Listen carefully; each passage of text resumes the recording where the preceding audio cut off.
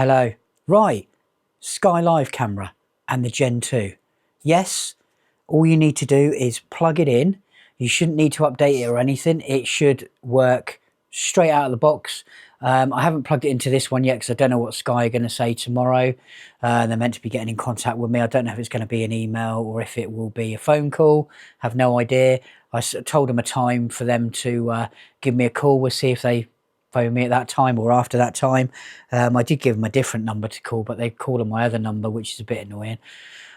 Anyway, yes, this little bad boy, I think it's going to be discontinued pretty soon. It's not really anything that they've really got into. They haven't really brought out a massive amount of other things for it. There's no new games really. There's the odd one, I think, but they're no different to what's already on there.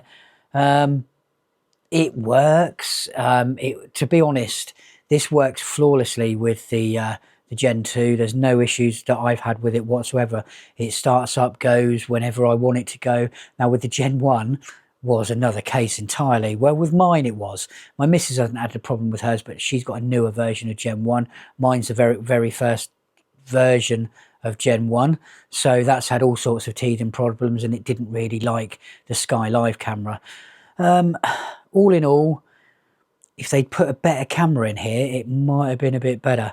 The technology is probably the same sort of technology as the Xbox Kinects used to use, and the PlayStation I think it was called. I can't remember. I had both, and the one that I liked was on the Xbox 360. That was the better camera. That worked really well. The other Kinects cameras didn't work as well. And plus that one moved. It was electric. It done that. It was really cool. So I don't really rate this much. It does work. It's okay, but the video quality of it is absolutely horrendous. If you're doing the watch a film together, which me and my missus have done in the past, we haven't done recently because I haven't installed it. And there hasn't really been much to watch together because it's generally only Sky stuff, which is a shame. It would have been nice if they sort of integrated the software so it doesn't matter what you're watching, you can both sort of log in and watch it together. That would be really cool. Obviously, I don't know how they would have... Yeah, I get why they haven't done it, because the room that you go in to make it, to stream it through, has to be sort of a Sky thing, but I think they could have done it so we could have just started it by ourselves. So it does work. It works absolutely flawlessly. There's no problem with it whatsoever. And that's just another quick video I thought I'd update people on in case you got any questions about the this. Oh, I can't even remember what it's called. Sky Live. If you've got one and you've got a Gen 1 and you're worried if it's going to work or not with the Gen 2, yeah, it connects straight up fine. No problem at all. You literally plug it in and it works. You don't have to do any installing of anything where you did with the Gen 1. Even if you sort of unplugged it and reset this, you had to reinstall it all over again, and it was a bit of a pain because it did take a little while. But this works. You just plug it in and it works. Well, it did for me. Let me know if it didn't for you. Thanks for watching. You know what to do.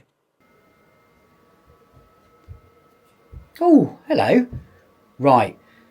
I was just about to muck about with the USB port in the back of the Skyglass. Not the USB-C one, just the normal USB one, USB-A, just to see if it supplies any power. So I am going to... I've got a cable plugged into it already. It's a USB-A to USB-C. I've got this little light, which will only charge if it's a lower voltage USB-C supply to it. So let me put you on pause for a minute, and then we will get round. Hopefully you'll be able to see what I'm doing down here. So you're going to have to mind the dust and the cat paw prints. So here's the cable. It's plugged into the back of the Skyglass Gen 2, may I add. So there we go.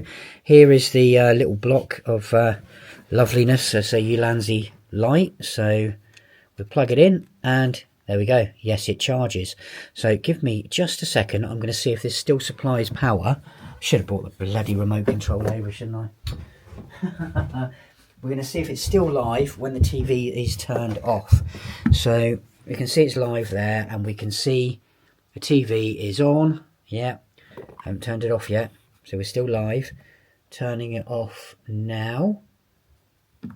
Still live. This is the same as a USB-C, does exactly the same with the camera plugged into it. So the telly is off on standby and it is still supplying power to charge this lovely little light. So we can see that it supplies power all the time from the TV, just like the USB-C does, which powers the live camera. That always has power going to it, so that camera can turn on anytime it likes. And give me a second. Let me I'll tell you what. I'll get you back. You can see my face in a second. Hang on. I'm back. So the Sky Live gets power all the time, constantly from the USB-C. I've tested that on the Gen 1. There's no reason why the Gen 2 would be any different at all. So, like I said, Sky could turn that on and have a look anytime they like. If you don't believe me, when I spoke to a Sky Gen 1 person, it might have been a Gen 2, I can't remember, a tech support person, they literally told me, I think it was a Gen 1 one, they literally told me what I had plugged into the back of the this bad boy. So they can technically see whatever you've got plugged in the back. I'm guessing they probably, depending on what communication the HDMI has got to that system, like the Xbox or whatever, it probably would be able to tell them exactly what you're watching if you're watching a film or something like that, because it's going on the screen and they probably have some software. And yeah, I mean, if they can see what you got plugged in, watch out if you've got one of them dodgy Fire Sticks. Yeah, they will get you at some point. They always do. Never had one myself. Yeah, that's the anyway, it was just all about the USB-A port in the back. No one seems to know what it's for. Everyone seems to think it's for one of those, you should get the PCI cards, I think, that you used to plug into the TVs to get certain channels or whatever. People seem to think that's what that's for, but I'm not sure why you would have that on a TV like this. It's certainly, you can't plug a hard drive or anything like that into it. It doesn't work that way at all. The only way to do that sort of thing is you would have to have, like, say, what are they called? They're like a streaming box. I can't remember what they're called. The NVIDIA Stream? NVIDIA Shield. They're cool. And NVIDIA Shield boxes, absolutely amazing little bit of kit. They are fantastic. It's like an Android box, but it's way better. It's way faster. And it's a little games system as well, because I think it still runs Android. It runs Android, and you can get games and stuff on there. I think I used to play PUBG Mobile on there, and absolutely brilliant, absolutely brilliant. And you get controllers with them. That's the only way to sort of do that. You'll never be able to record off of this, even if you plug something into the HDMI, which is be the same from any other TV outputting something. They have a special protection on there to stop you recording whatever it is you want to record, like what DVD players do. So you'll never be able to do that with this, if that's what you're thinking of doing. And to be quite honest, it would be an absolute ball ache just to wire that up. Yeah, USB-C-A, no one knows what it's about actually, officially and whatever else. I've not found anything. I mean, some of you might pipe on and say, yeah, it's for this, that and the other. Maybe you're an engineer, maybe you're told by an engineer, but that'd be information to know. Thank you very much, people. You know what to do. Good evening, people. Right, it's been a few days since I've done a Skyglass video. It's just a quick one. This is literally just to let you know I've had absolutely no issues with this so far at all, with no bugs, no glitchiness, no nothing, no shutdowns. It's been fast at everything. I did have the thing that the Skyglass Gen 1 had, where when you go to the menu system and you scroll to the bottom, the settings and everything's missing, but I literally just let it be for a bit. I went back up to the top and then went back down. It was there. It just needed to load. I don't know if I know it's not my broadband, because my broadband's really fast and I don't have any issues with it with anything else. So I'm guessing it's some kind of buffer speed in the telly. That's the only real issue I've had with it. The corners, the dark corners, they seem to be getting lighter. So I don't know, maybe it's something that gets lighter as it gets a bit older. I don't know. It's a bit weird thinking of it like that. The Skyglass Gen 1's got the dark. It's about as visible. It's about the same as the Gen 1 now. It's not as dark. It's a lot lighter. So they're not an issue. The bit down the bottom seems to have gone as well. So I don't know if it's some kind of like bedding in thing like you have with a car or whatever. Don't know. It's a bit weird though if it is, but it's definitely not really there now. And I've not noticed any of the huey ghostingness down the side of the telly. Let me know if you see it in my videos, but I've not noticed it at all. Did I change any of the other settings? I don't think I did. I think I raised the backlight up a little bit to closer to what the Gen 1 would be. But otherwise I'm quite happy with it. It's been absolutely fine. No issues at all. None whatsoever.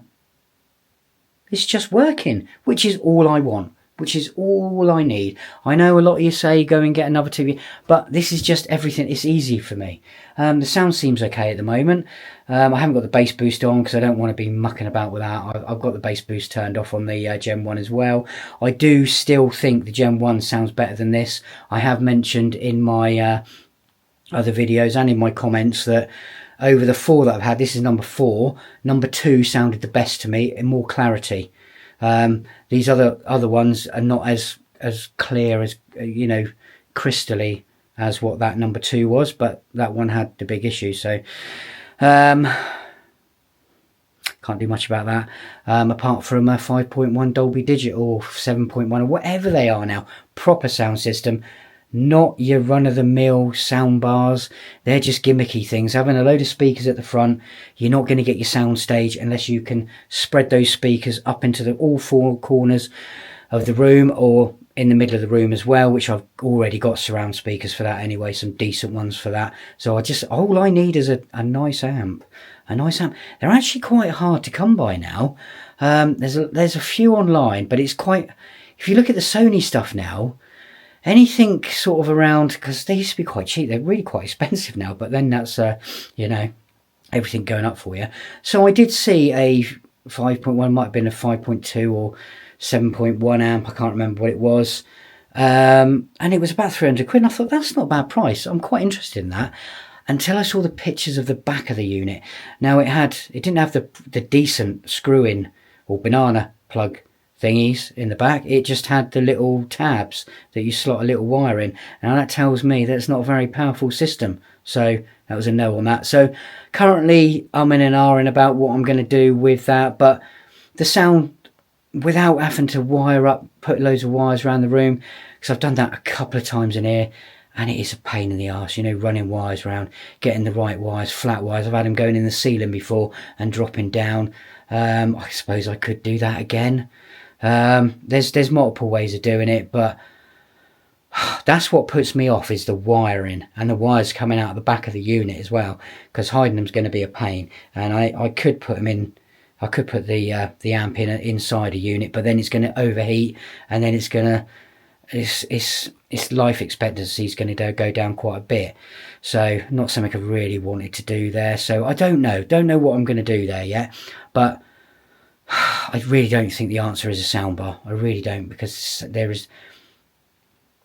Okay, granted, they can sound quite good, but when you're used to quality, decent, like 8 ohm, 16 ohm sort of systems, and you go into 4 ohms and 2 ohm systems, yeah, the 2 ohms makes them nice and loud, but you lose all your clarity and your everything.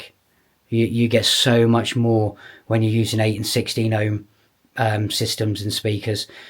Until you hear it, you won't know. So I suggest you go down to a decent audio hi-fi place that's got something set up, 8, 16 ohms, and try it for yourself, because the sound is night and day. If you're using these run-of-the-mill sound bars that you get from Curry's and this, that and the other, saying, oh, it does this, it does that, very good, but it's the ohmage you want to think about. That's where your quality is. And I'm sure everyone will agree. I mean, it's the same sort of thing. I used to be massively into car audio sort of things. And yes, you go 2 ohms, 1 ohm and 0.5 ohm stable stuff. for loudness, and generally that was for your bass parts, not for your tweeter, your mid and your lower sort of end. You wouldn't really sort of go in there with that, because that's where you want your clarity. It's only sort of in the bass, because you can hide the not so good noises in with the bass. It's not as big a problem. So I do sort of know a bit about the ohmage and stuff, and if you have a look at high quality sound systems, even just audio systems, you will find that they will be a high ohmage, like an 8, 16 ohms. You do need to have a lot more power to drive something like that. That is why these systems cost a lot of money, and I can imagine these are probably like 2 ohms, something stupid like that, just to get the sound out. Although it does do some low notes, so you know, you could be looking at 4 to 8 ohms in this, possibly in some of the speakers, maybe the lower end, to get that sort of flowing out. I don't know, because we don't know, you know, anything about this, of the inside components, which would be nice, Sky. If you let us know all the impedance of the speakers, be great. Let us know what amp you're using to power them, be great. And let us know what chipset and stuff you're using for the screen and processing and stuff. That would be bloody marvellous. So, hands up everyone, comments below, say if you want to know all of the inside bits and pieces of this TV, because I bloody well would. But I must say, a lot of the other leading companies, they do sort of tell you a little bit of what's inside, only because they're sort of promoting that, but they don't actually tell you everything. So there is a bit of give and take there. You know, you do get a bit of information, but not everything. And I'm pretty sure you do get power outputs of the speakers, but I don't think they give you ohm levels, and I don't think they do with this. Anyway, thanks for watching one of my videos again. So comment below, nice comments please people, about things that we want to know about this TV, about what's inside of it. If I ever break one, you know, any of them ever break, we'll do a little teardown. We'll rip it apart and see what's inside, and see if we can do some ohms testing, because I've got some, I think I've got some tools that we could do that. But we will see, until one breaks down. I'm not going to intentionally break one or take one apart. Or if anyone's got a damaged one or a broken one that they want to donate to me, so I can take the screen out and throw the screen away, because that's probably what's going to be broken on the telly. I want to look at what's inside it, what's driving it, the speaker arrangement and stuff like that from the inside, not from the outside, because what might look like a speaker from the outside might not be. So yeah, they do lie. Anyway, thanks for watching. Hello people. Right, so I did do a quick test. Sorry I haven't done a video for a little while. I haven't been very well, and I'm still not feeling great now, but the worst has passed. So I did plug my soundbar into this. Yes, the ARC does work. Yes, you can control the volume on the soundbar on your, on your Sky remote, and vice versa. So if you turn it up on the remote control for the soundbar, it goes up on the TV, you know, so it controls it that way.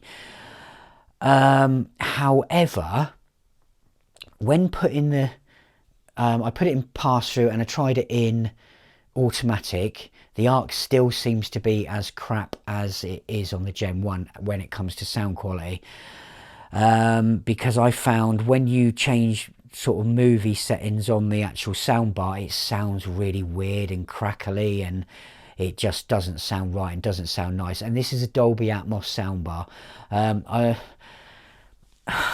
I might have kept it on, but I still can't get the subwoofer for the soundbar to work. It's quite a well-known fact that it's an LG soundbar. They do have issues with the subwoofers, where the power supply just sort of goes out and stops working. I mean, that soundbar, it's probably about 3 or 4 years old now. It's a little bit older than my Gen 1, I think. Or did I have the... I can't remember if I had the Gen 1. No, I had the Gen... It's a bit younger than the Gen 1. About 2 years old, I would say. Maybe a little bit older than 2 years old. It's about the same age as the Gen 1. We'll go with that. And I'm lucky for it to have lasted as long as it did, looking at the comments that people have said about them, where literally a couple of months old and stuff like that. But it's out of its warranty. I can't do anything about it. To be honest, the sound from the Gen 2 sounds better than the soundbar even if the subwoofer was working. I don't know if that's due to the sound of the Arc, because the Arc doesn't sound right when you shift it out of normal mode into like a movie mode or a music mode. It doesn't sound right. It sounds, I don't know, it's lacking depth. It just sounds plasticky, and I know this soundbar doesn't sound plasticky. Actually, I think it is older, because I think I had it on my LG TV. Pretty sure I did, and it used to work absolutely perfectly through there. There was no issues with sound and stuff. So yeah, but to confirm, it does work through Arc. I've had Sony work through the Gen 1 absolutely fine, so I'm guessing the Gen 2 will be that as well. I'm probably going to look for a Sony proper theatre amp, none of the sound bars and stuff, because they just don't have the sound stage. Even if you've got the speakers behind, you haven't got the ones spread out in front and the centre one in the centre. You've just got what it just doesn't sound as good as a 7.1, even a 5.1 setup. So if you don't like what I'm saying, I don't care. No, don't care. Don't care. Oh, sound bars are the greatest thing. They're not. They're just gimmicky little things that you really only get if your TV sounds crap, and this then makes your TV sound nice without having speakers behind you. Dolby Atmos without speakers behind you, nah.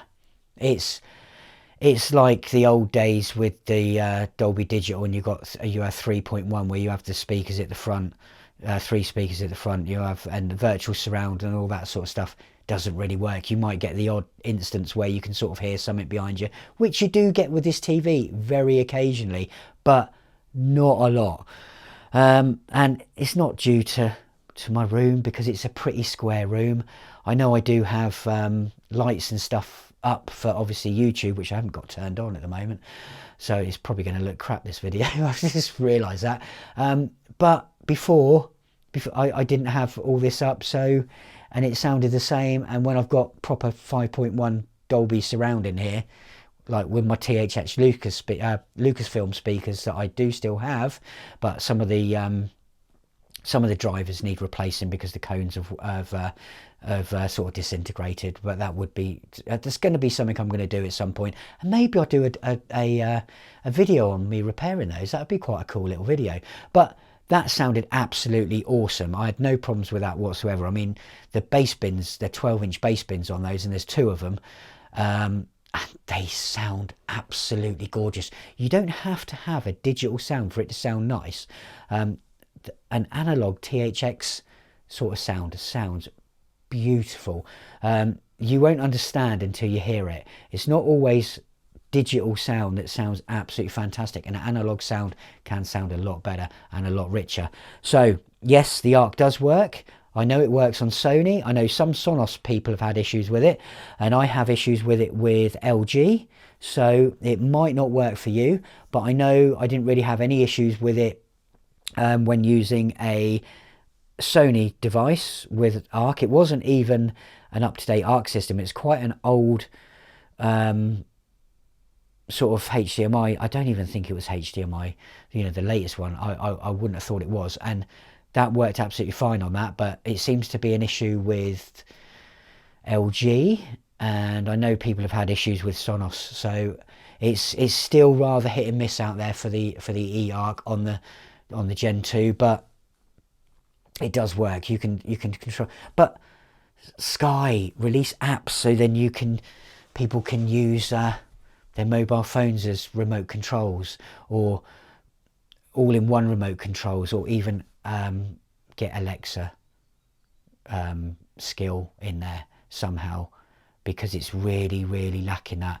Every other TV, pretty much any other smart TV, will have Chrome, Alexa, cancel built in. I know I've got Apple AirPlay, and yes, you can get it on other TVs, like that other person did correct me. But if you go on the Apple website, it gives you a list of the TVs that support it, that are supported native Apple AirPlay, not Apple TV. It's a different thing. and they do tend to be the higher spec ones, so the ones that are going to cost you a little bit more money. I know a lot of people are saying, oh no, it's in my base end one. It's probably not. It's probably just Apple TV, and if I am wrong, I apologize. You know, it's no biggie. It's no biggie at all, but it does seem to be in the higher end. There's a lot of Sony TVs that have got it built in. The other Samsung and LG don't have. There's not as many models that the AirPlay is built in. So, I don't really care. It doesn't matter. It's built in on this. It works all right on this. It's not a problem. But we need some Alexa integration. You need an Alexa app. I mean, it doesn't even need to have that in there. It just needs to have some kind of skill on the Alexa store, so then we can turn it off and on with everything else that we own. So then when we say the Alexa word or the Hey Google or everything off, it turns everything off. Or good night, it turns your telly off at the same time, rather than have to dishing out more than one command to different devices, because that's really annoying.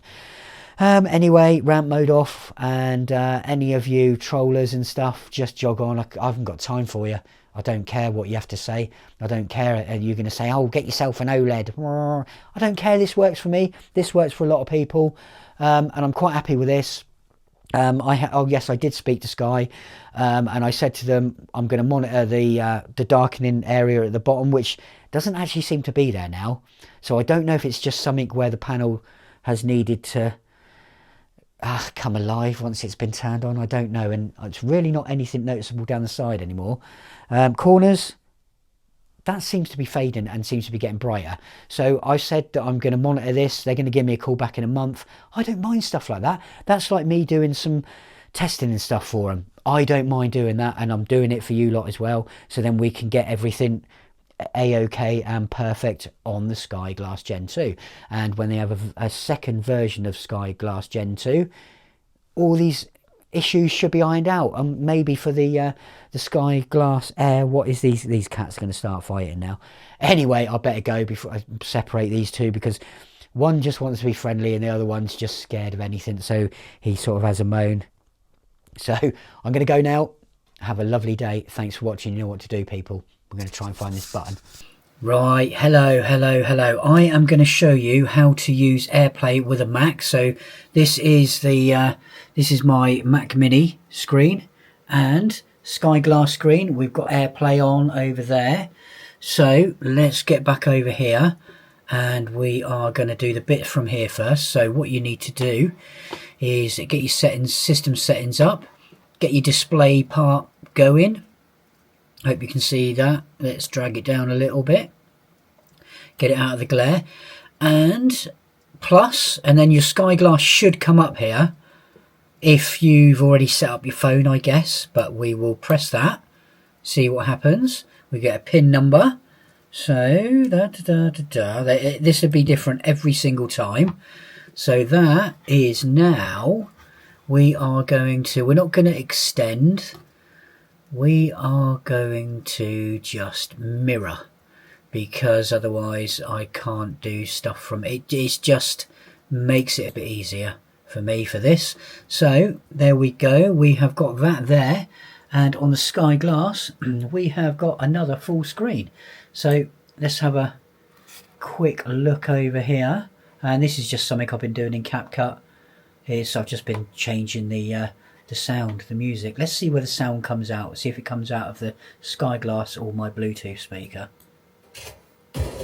Comes out of the Skyglass. Pretty cool. So there we go. That's how to do Skyglass mirroring with an Apple Mac computer. So let's go back onto the settings. Let's see if we can change. So we can arrange where the Skyglass is. We don't need to do that. That's absolutely fine. So use as mirroring. So we can't do that. So let's stop mirroring. It's still mirroring though. So I don't know what it's doing. It's still got my my Mac. It's still connected. So extending, mirror or extend. So it's extending, but I don't know how to get... Oh, okay, it's around the wrong way. So let me arrange these, because they're around the wrong way. So, there we go. So done. So yes, so there we go. There's my cursor there, and there it is over there. So let's drag the CapCut screen. You see it slowly. Oh, I haven't got the distance on the mouse. So we can drag it across over there. So we can work on that screen while still having my my YouTube screen open over here. So that's pretty awesome. That's absolutely amazing. Let's have a look at the resolution. Looks absolutely fine. I wonder if you can adjust the resolution.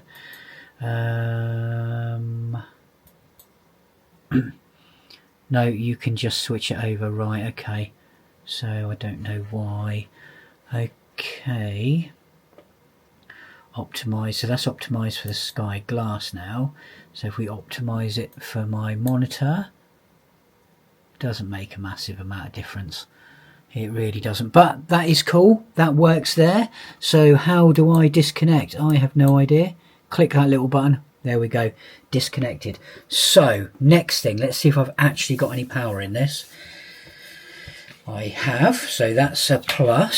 So I think we will stand him up, if I can get it to stand on this little stand. Actually, let me get the other stand, because it'll be easier for you lot to see. Oh, there's my Kenneth. I thought I lost him. Right, so we have got the stand for the iPad. Let's get you down. I've got to turn this on. Is it going to get my face? No. They're not very good for face recognitions because the camera's on the side. So let's I don't know. Let's have the DJI app open. We don't need to do that. No. Right, so let's go into the settings. I'm not sure how you do it on this actually. Might be a little bit different. Oh, stop it. Stop it. Stop it. Advanced. Maybe I should have looked at this first. Because I can't think how you do this. Will AirPlay work? You know what, I don't know how you do this on here. Use it as a second screen. Maybe you can't, but you certainly can for that. I thought, I don't check anything out before I start doing stuff. I just sort of go straight in there, see what I can do, and see what happens.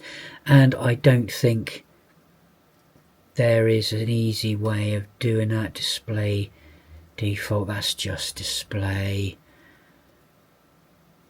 So I can't remember if there is a way of doing this. Let's have a quick look in these menus. Slightly different because this is OS mobile rather than, what have we got there? What's that button? Don't know. Oh, stage manager. So that is to do with screens. Screen mirroring. There we go. Right. And we've got another pin. So you go into your little thing on the side. Well, there's probably an easy way of doing it, but there we go. Lovely. Look at that. That's absolutely fantastic. So let me get Lightroom up. Oh, whatever that is. There we go. So it looks much better on my iPad because these have got the best screens you can get. There's 3 screens under that to get the clarity and the HDR and this, that and the other. So that's going to be better than pretty much anything unless you spend about 30 grand on a screen. It's been developed to be colour accurate. So as you can see, look, here we go. So I can edit my my photos on there. Absolutely marvellous. Little squirrel that was in the garden the other day. Yeah.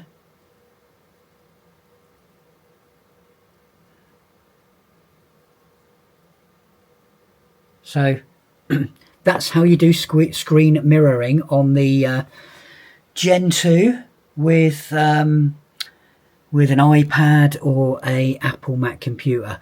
I'm pretty sure it will work on most Macs that have got the mirroring sort of set up and built in and whatever else. It's not going to work, I don't think. It might work with the really old Macs. It's a possibility, but that's it working. There's the three screens.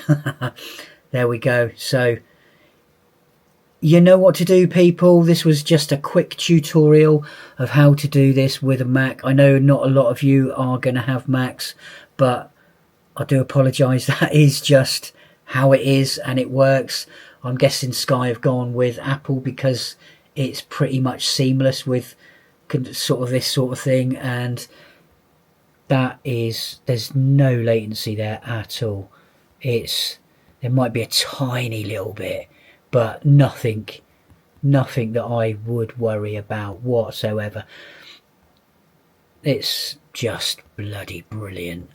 That is awesome. And can I pinch? Yes, I can. I can pinch.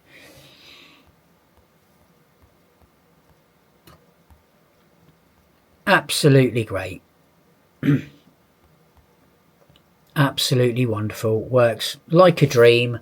Couldn't be happier. And that's another plus for the Skyglass Gen 2. I'm guessing the Gen 1 does do this. The Apple AirPlay didn't work brilliantly on that, but I can say that it's perfect on this.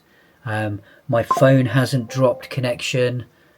It's been absolutely fine. So it's wicked. It works. Give it a go if you've got a Mac computer or if you've got an iPhone. I mean, you can do the same thing with an iPhone. If you use, well, let's do it now. Let's get CapCut on. So let's get another screen going. So let me just do what I done. Let me disconnect. Oh, that's going to be interesting. How do I disconnect? Oh, I can't remember. So it's going to be pull down this one. Where's my screen mirroring? There. So turn it off. That's turned off now. I've just got to find it on my iPhone. Probably haven't got it set up on there. Yes, I have. Let me turn that off, then it won't be too distracting for everyone. You'll be able to see which screen I'm doing this on. So your icon for screen mirroring, that one there. There we go. Oh, we've got another code. There we go. So it is screen mirroring now. So I'm guessing it goes on the orientation of the phone. So I'm in Lightroom. And you can see that's the screen orientation that way. Yeah, if I turn it around, there you go. You get your full image on the screen, and the colours are not far off. Obviously, the iPhone is going to have a far superior screen. That is just how it is. And these should display in... wow, that looks like a man peeing, but it's not. So, I mean, there you go. It works with literally everything. Everything Apple screen mirroring, you know, more than happy with that. That is absolutely fabulous. It's just cool. It is just cool. So there we go. Nice bright one there.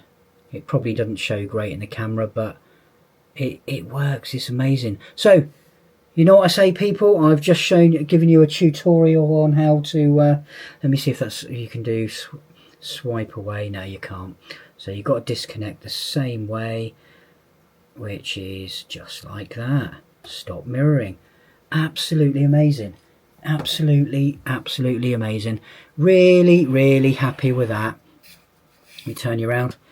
So screen mirroring with the iPhone, the iPad and the Mac Mini, and it worked flawlessly. I must say, yes, these are the latest. That's the latest iPhone 16 Pro Max, the latest Apple iPad M4, and the latest Mac Mini M4, and that none of these have been given to me. I have bought these myself out of my own money. Well, my other half bought me my iPad.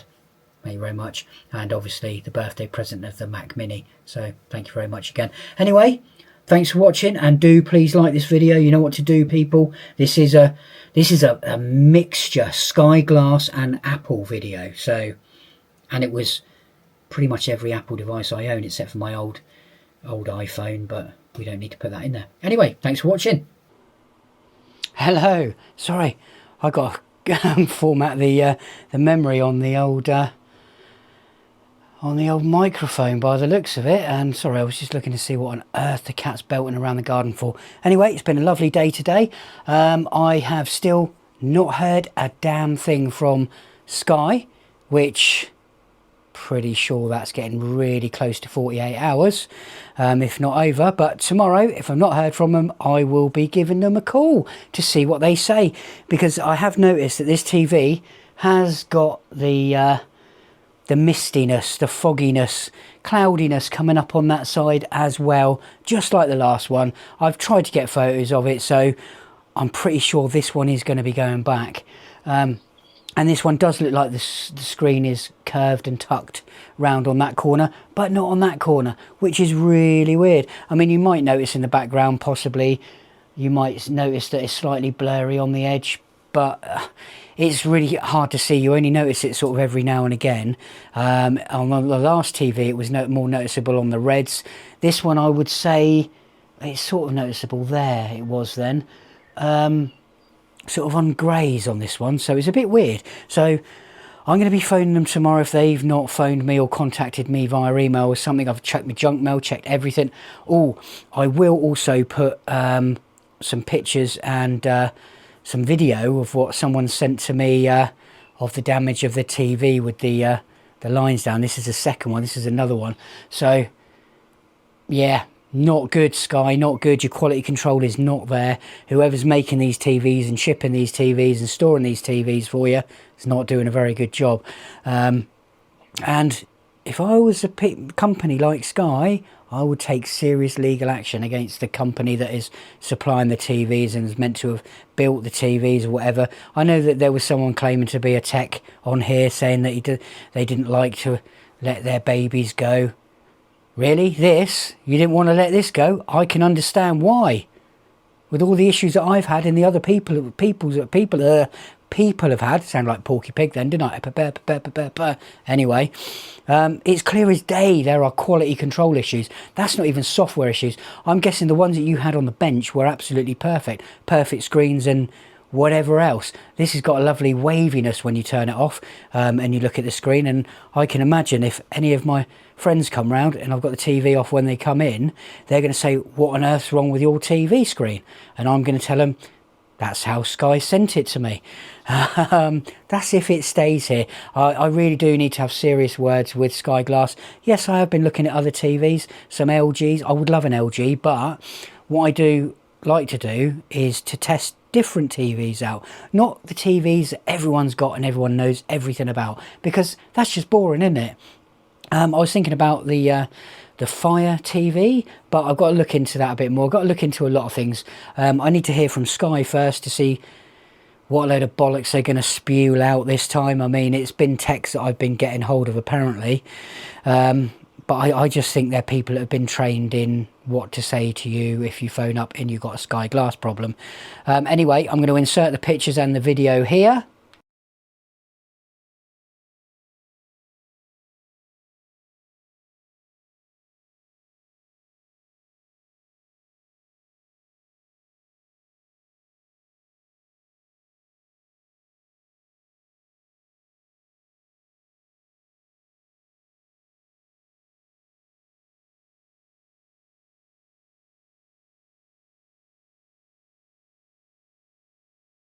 So did you see that? Looks absolutely disgraceful, doesn't it? And that was a replacement. I don't know if it was a third or the second replacement, but that is absolutely disgusting. I would have been on the phone to them straight away. And apparently that problem got worse. To me, to be quite honest, I don't know how that screen is still running, because normally it looks like there's cracks in the screen at the top. That's normally that, but generally when that happens, it blows the whole screen all the way down. Just like if you punch them, it cracks out like a spider's web, but it normally goes right to the edges, and then the TV will generally turn off. There'd be no picture. It'll still work. I mean, you'll get sound probably, unless there's a safety device in there to turn the whole thing off, but that bleed along the top, it almost looks like someone's peeled back a liquid crystal display on an old Casio watch and it's all started leaking into each other. That's what it looks like to me, but I think that is piss poor, Sky. Absolutely piss poor. And I was expecting a phone call, at least an email from you today, but nothing at all. Nothing whatsoever. I'm guessing they think that I'm just gonna sit down, shut up and deal with the TV. They obviously don't watch my channel, do they? They really don't. I will be phoning them up tomorrow. I'll be phoning you up tomorrow, Sky. If you haven't contacted me today via email, at least, and you better have, it better not just be, oh, we're looking into it, blah, blah, blah. It better be some kind of something. Anyway, thanks for watching, people. You know what to do. Hello, quick one for you.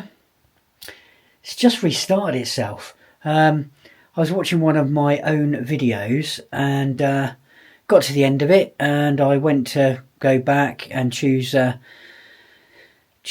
else on YouTube, and the whole TV crashed. I couldn't turn it off or anything with the remote control. So I do apologise, I haven't got my mic on. I do hope this isn't another issue. I'm definitely going to be watching out for this one to make sure it doesn't happen again. Yeah, the joys of Sky. And this is or Skyglass, sorry, and this is a software issue. Oh god damn, how annoying. Let's see if it boots up YouTube. Okay, super slow now. Doesn't do that noise anymore, don't know why. But I really don't know what happened there. A bit like the problem I was having the other day with the other Skyglass when I was watching someone's video and it just stopped. But it didn't reboot the TV. That's the first time I've seen a Skyglass sort of do that, get stuck and reboot. I don't think I had that problem with the Gen 1. But I've just had that problem now. So I'm going to have to watch that one. So thanks for looking at this. I thought I'd just quickly grab the camera. I was going to try and do it while the YouTube screen was still on and stuck to see what it actually did and to video it, but I only got the bit where it had started to reboot, so sorry about that, but what a pain in the arse. Thank you very much, people. No, right, I thought I'd do a quick video outside. Basically, the Skyglass, the Gen 2, the third one, is going back. So I'm going to be on my fourth one. They're going to send me another one on Saturday, and I think this will be the last one. We'll give this one a bash, see if they've sorted it out. If not, I don't know. I really don't know. I guess I'm going to have to cancel. It's going to get sent back, and they have a fee if you do cancel and send back. £25. Definitely worth paying £25, but I would fight that. I would fight that. Why should I pay for something that they can't deliver to be 100% straight away? It's absolutely shocking. It really, really is. It's quite cold out here. Got the cat over there about to attack me, I believe. Is she going to come over here? Here. No, she's not. She's looking at something over there. Probably a bird. No, it's the other cat. He's walking on down now. It's a bit slow. He's getting old. So yeah, a bit disappointed that that's the only solution that they could come up with. I sent them some other pictures over because the screen is ghosting in the if you look at it left hand side of the screen, and the cat's looking at me really weird.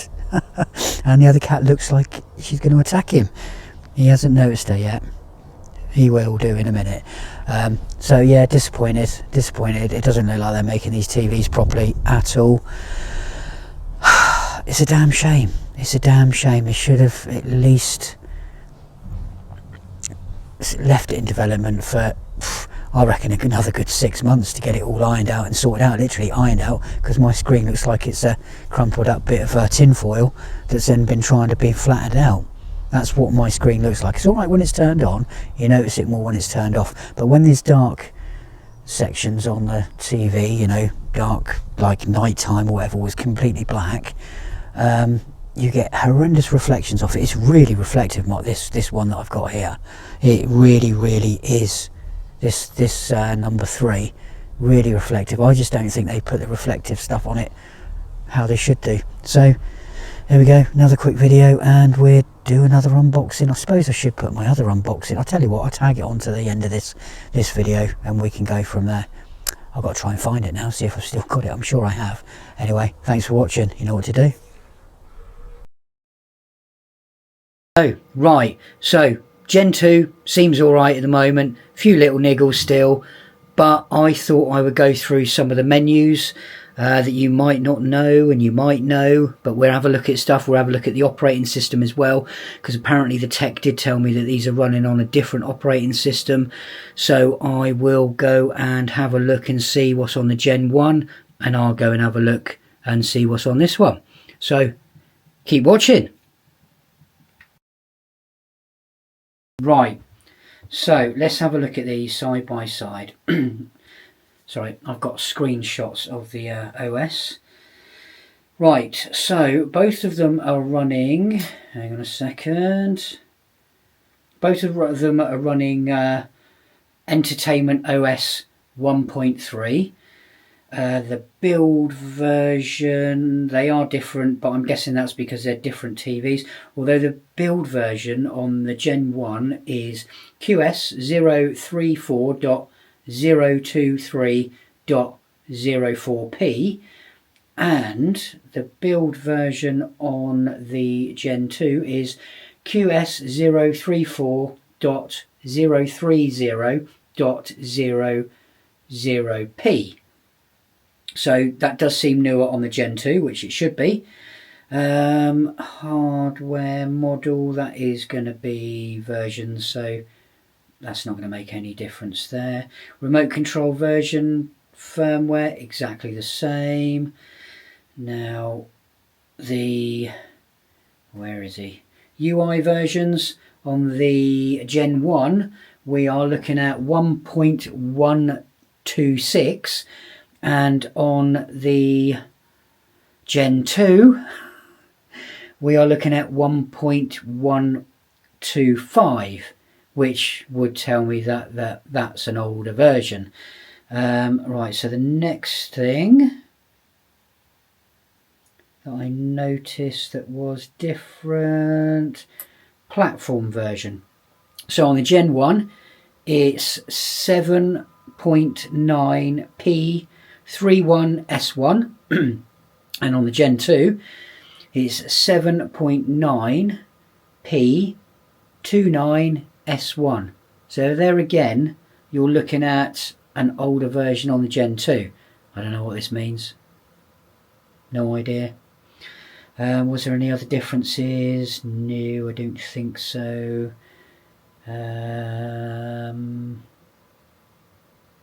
No, everything else seemed the same. So shall we have a look to see if there's any other menus, anything extra? So I'll step out of the picture there. Let me, I'm just going to turn you off and then I'm going to turn you back on. We'll have some lights down so you can just see the screen. So here we go. Right, the menu looks all exactly the same as the Gen 1, which it should do because basically the same OS. I don't think there's going to be anything different at all. Playlists, absolutely fine. Let's have a look what's in my playlist. Quite cool stuff. Yeah, not much. Not much at all, Doctor Who. Yeah, oh yeah. And playlists work really well for me, so I don't have any issues with them. I don't use them a lot. So TV shows, so this should be things you like, I believe. No, that's nothing I'd watch or that I watch. So that's, I think that's just to show you what's on there. This is pretty much exactly the same as the Gen 1. Movies, that's the same as, I know that's completely the same as Gen 1 because you've got all your Sky Cinema TV Guide with the movie section, playlists, and whatever else you've got on your subscription. So Netflix and yeah, I mean, it even have stuff that you don't have on subscription to try and get you to buy it, like Disney and Prime and Netflix and whatever else. So that's what it is. Sport, if you got sport, it's going to be there. I don't have sport, so yeah. Kids programs, all your cartoons and stuff. I probably have this in with my subscription somewhere. I don't honestly know, but that's all there. So that's all good. All exactly the same.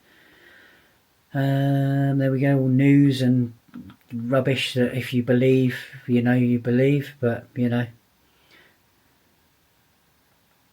Let's have a look at the next one, audio and music. This might be new, but this might also be on the Gen 1. So, is it just radio stations? I think it's just radio. No, we've got TV ones as well. So, yeah, that's all there. And why is Paramount on here? Okay, because that's not, I suppose it's because it's going to dump anything to do with music in there. Fitness. Is this to do with the Sky Live? I think it is. I haven't set it up on this one because I was fed up of putting it on all the ones that I had to send back. Might not be. I don't know. It might be a bit of both. Because you've got yoga. I don't see anything to do with Sky Live. You would have thought. Because I really don't think that they're going to be doing Sky Live for much longer. Because there doesn't seem to be anything for it. And that shows you there. Because you would really have thought there would be a Sky Live link. International. So, yeah, here we go. Hindi, French, Mandarin, Spanish, Italian, German, Korean, Japanese, Norwegian, Danish, Swedish, Dutch. Lovely. So you get all those channels down here, I guess. That's pretty cool. I didn't even know that it did that, but that's pretty good. That is really good. I like that. Hey, look at all this. What's Up on a Time in China? I wonder if they got Kiss of the Dragon. Doesn't look like it, because that's a really cool film. That's a shame. That's a shame. But I guess you find everything on there that's world cinema and whatever else. World TV. It's pretty cool. Caters for everyone. Okay, so that is all that. So we don't need to look at any more of that. There's all your basic what you've just been watching or you want to continue to watch. I haven't even watched half of these, I don't think. Anyway, then we're on, they always do this top 10s and stuff of the week, and it's usually utter rubbish. So yeah, that's what that does. Apps and inputs would go on there. That is all the apps that is generated by Sky with your subscription, because you've got to have a subscription for these to work. Well, I believe you did. Now, I have had people saying that you don't, but I think that's just been a glitch with Sky, because I've not had anything from them since. So if you're still my subscribers and you've got no subscription with Sky, but you can still access your apps, please comment below, because I want to know if that's still a thing. So here we go. Here's all your apps. There we go. So not many like any other smart TV. I suppose on some smart TVs you do have limited content, but or limited stuff that you can actually download, but that's what it is. So hopefully that is to do with Sky Live. You would have thought it would be, but it doesn't look like it, because you would have thought it would say works with Sky Live or something like that. Then you've got your inputs. So it would be like HDMI 1, 2, 3, and there's nothing plugged in mine, and AirPlay, which I haven't set up yet, which I must do in a minute. Yeah, that's just really what we've just looked at. Amazon Music. Yeah, stopped using that because I don't like the way the random thing works when it starts right back at the beginning of whatever you've... Yeah, it's just a really annoying thing. So then it's just going to split the apps up into different categories like music, entertainment, sports and fitness, and that's about it. Golf Pass, eh? Yeah. Right, and then you got your fan favourites, where it'd be a mixture of TV channels, movies. It will also be documentaries. Well, I would have thought it would be, but I'm not seeing. Not seeing any there. X-Files. That's pretty cool. Which one is it going to be? All of them? Oh, that's on 4. So yeah. Documentaries that I may have missed. Trump. I don't think I'm going to be watching that. I don't think I'm going to be watching any of this. Really don't think I will watch absolutely any of this whatsoever. Maybe Lockerbie. There you go. That's quite a good thing, I think, to watch. Right, and then we must see movies. So this is where they're going to plant everything that they think that you should watch. You know, even if it's not your type of film with the stuff that you like, they're just going to dump it all in there. So whatever they think that they want to push onto you. Oh, look at that, Happy Gilmore. That's probably the only one that I would have a look at, I think. And of course, store highlights, so stuff that they're going to make you pay for. So this is stuff that's all in the store, but it is good if you want to watch a film that's only just come out in the cinema, and you want to watch it at home. But these generally don't last long in here. And then they, there's the, I wouldn't mind watching that, to be quite honest, the Robbie Williams thing, because that looks really awesome, the way they've done that. Yeah, it doesn't take them long before they actually come out on Sky Cinema or one of the other apps that you've probably got, like Netflix, Prime or Disney. So they don't stay there long. Academy Award winners, yeah, this is just going to be stuff that's won awards. Although June Part 2, didn't think much of that at all. First one was really good. Second, no, I did not go for that at all. I thought it was a bit rubbish. And if you've not seen Wicked, I didn't think it was for me, but oh my god, what an amazing film. Watch it, it's well worth it. So then we got your high octane action stuff. Oh yeah, Italian Job, absolutely love this film. What else have we got? I haven't seen that. Beekeeper, that's good. Any of the Beverly Hills Cop films, absolutely amazing. Have I seen that one? Yes, I have. That's quite good. Fall Guy, that's good as well. Jack Reacher, I think I've seen that. Salt's good as well. Haven't seen that. Furiosa, meh. It's okay. It's just a Mad Max film. Ready Player One, awesome film. All the John Wicks, absolutely amazing. Maybe not the last one. Don't know about that. All of the Equalizer films, I've just watched them all again. Absolutely fantastic. Wouldn't even entertain watching this crap. I'm sorry, I just would not watch this. Megalodons, really. Big sharks. Oh dear, it's like Sharknado, isn't it? And Inception, amazing. And all of the Bad Boys films, amazing. Games, yeah, we know all about them. We've done them. I don't think there's going to be anything new there. Oh, Tomb Runner. Oh, that's probably crap. So in other words, that's a rip-off of Tomb Raider. Although we've got Connect 4 there, and that is actually Connect 4, what it's called. So, and then we've got our normal settings and everything at the bottom, and we've got a help section. Well, we've got settings, search, and My Sky. My Sky's quite good. If you've got a new Skyglass, you should find. Oh, look at that! They've got bills and everything in here now. Okay, maybe that was in there. I'd never go in this bit. So, and then we've got the how to use a Skyglass, your voice control. Yeah, just everything else really. Sort of what I've already told everyone. Okay.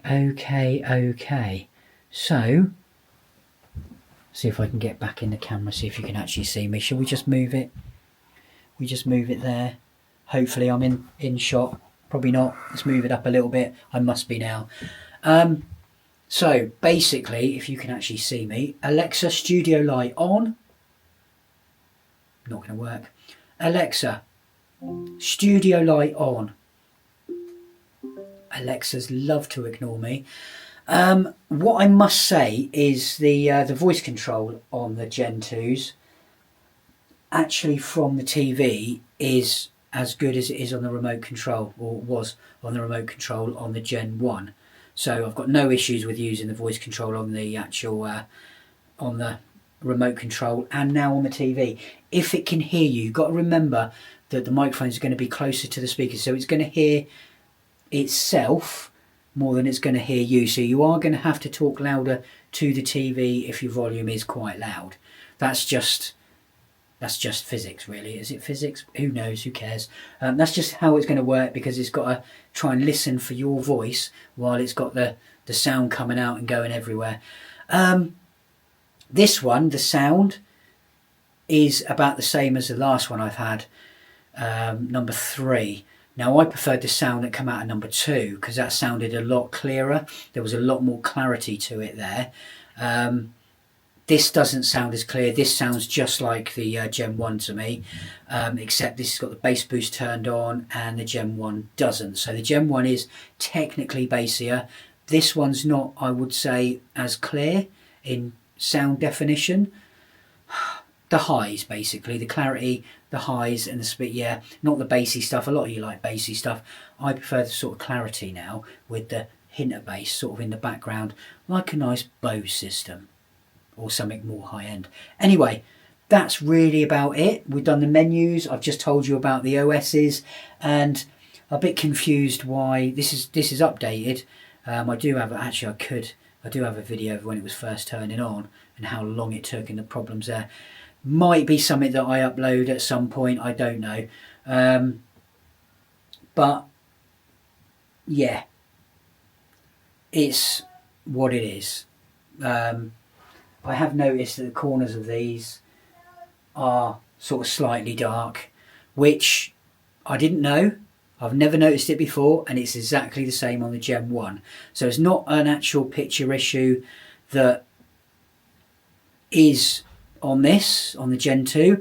It's I think it might, I'll check it when I see my other half's 55 inch. I will check the corners on hers and see what I'm looking at there, seeing if they're slightly dark in the corners. But I've got a funny feeling it's probably only a 65 inch because it's a bigger screen, and that's nice and flat. On the last one it looked like it was rolling around, sort of like a curved screen would be, like on a Samsung S23 onwards, unless they've gone flat now, which they could have done, I don't know. But yeah, I'm quite happy. I have noticed it is slightly darker down the bottom here as well. Now that's not apparent on the Gen 1 at all, so I will be looking at that. There does seem to be a slight sort of, I think I mentioned on my last video, a slight sort of darkness at the bottom. But I will keep a lookout on that, and I've got a call back from Sky at some point, I don't know when. So, thanks for watching this video. You know what to do, people. Right, so we are going to try and look at some picture settings. I haven't really changed many of the picture settings on this because I quite like the way it actually looks anyway. So there are a few tweaks that I do like to do, but they're nothing major, and I get an absolute, well, I think I get a fantastic picture out of it. There's no issues for me at all. Especially if you're watching proper 4K content, it looks absolutely lovely. So let's get on, let's have a look. Right, hello. So you are watching some 4K Dolby Vision stuff at the moment, and to me, I know it's going to look different to you because it's coming out of a camera, and I think the white balance is up a little bit too much. So let me see if I can adjust that. Not while I'm recording, apparently.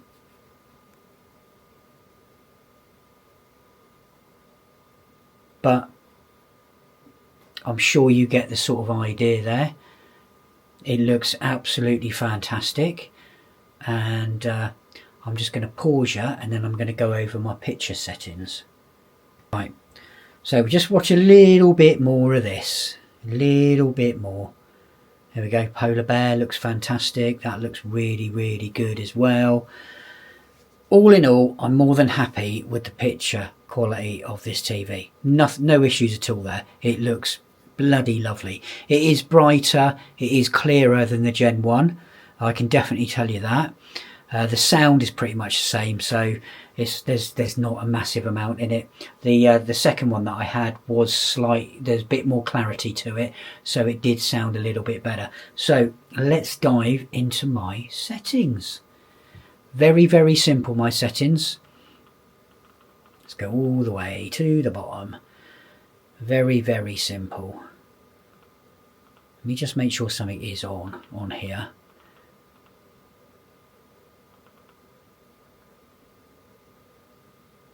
That's not what I wanted. But that I do. Let me just configure that, because that goes into what I want anyway. It is on virtual surround. Okay, right, so picture. Oh, I must say my other ones as standard were at 49. So contrast 50, don't touch sharpening. I wouldn't bother touching anything else there at all, unless you like a bit more colour in your image. I like mine to be quite natural, so 50 is a bit of sort of in and out. Local dimming, I didn't realise that was still on, because it shouldn't be.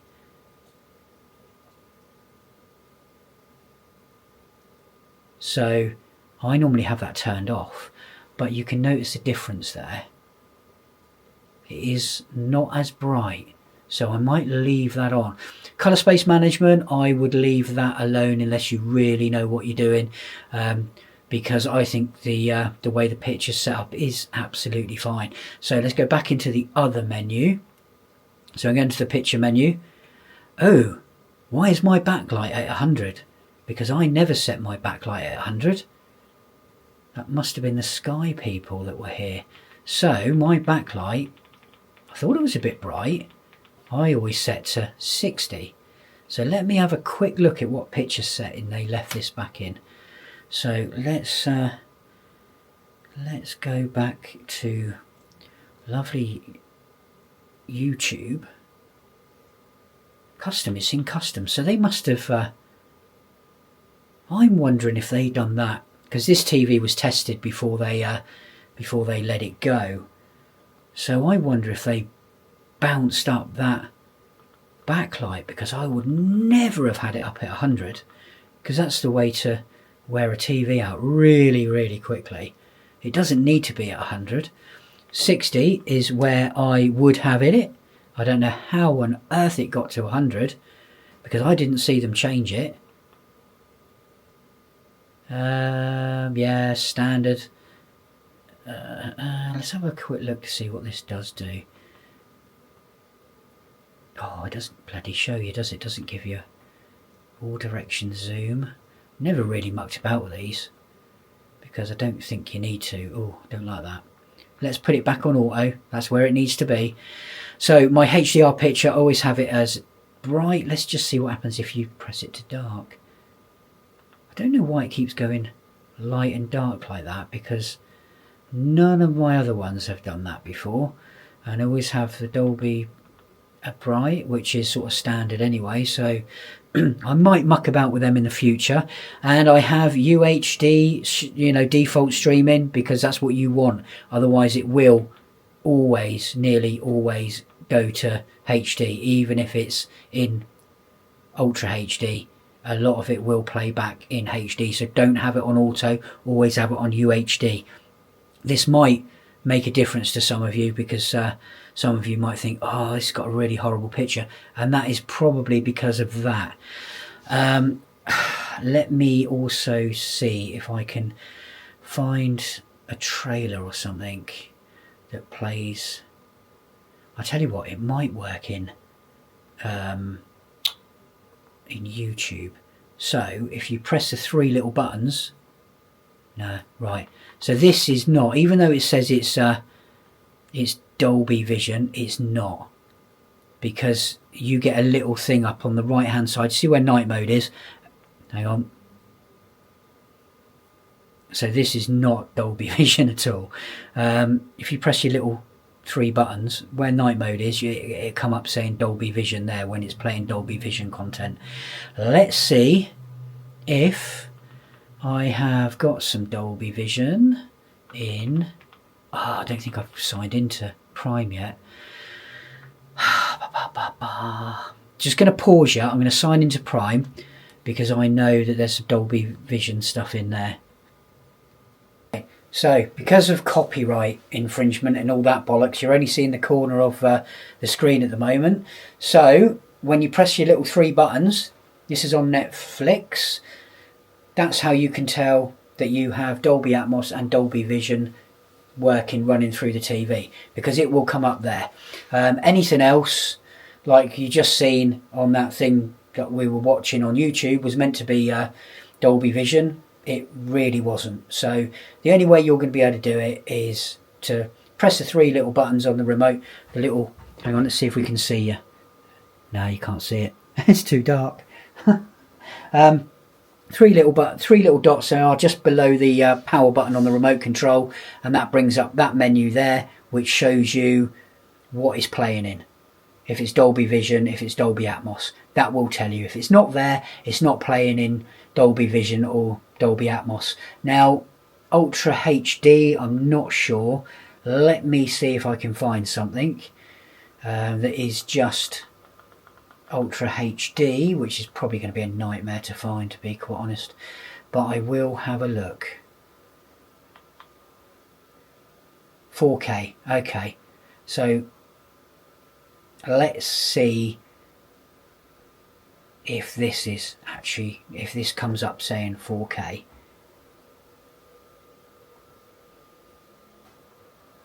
Dolby Audio. So no, it doesn't tell you if it's 4K or not, but you should notice the difference. So basically that, let me just get the TV back to where it was, and let's move you lot back over here, and I will there's no point me getting in front of the camera because you won't be able to see me because it's too friggin' dark. Alexa, blind up. See if we can spin you around though.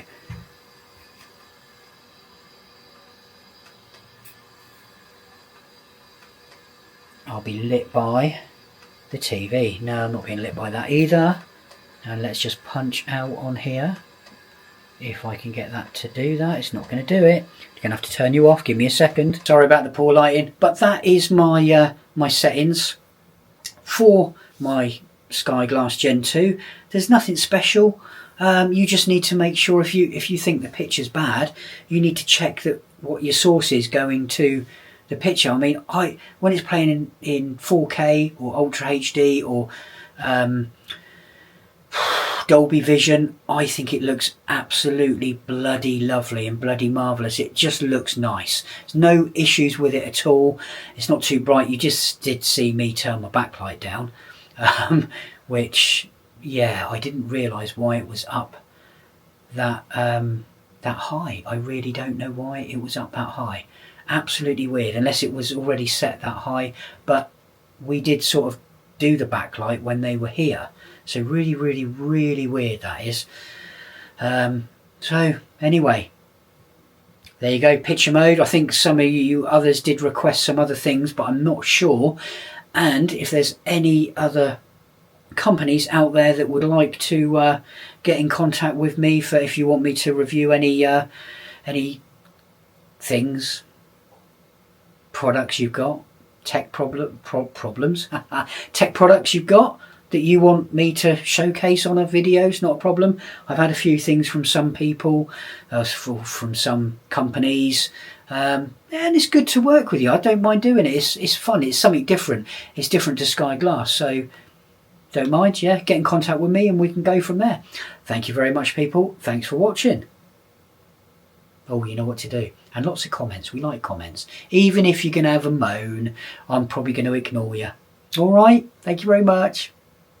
Hello. Happy Sunday. Happy Mother's Day. Right. Small issue. It's not a major issue. It's probably just where the TV needs a refresh. But it's currently running very slowly through menus. Yes, this is on Prime, but if we go back to the actual main menu, it's running slow through here as well.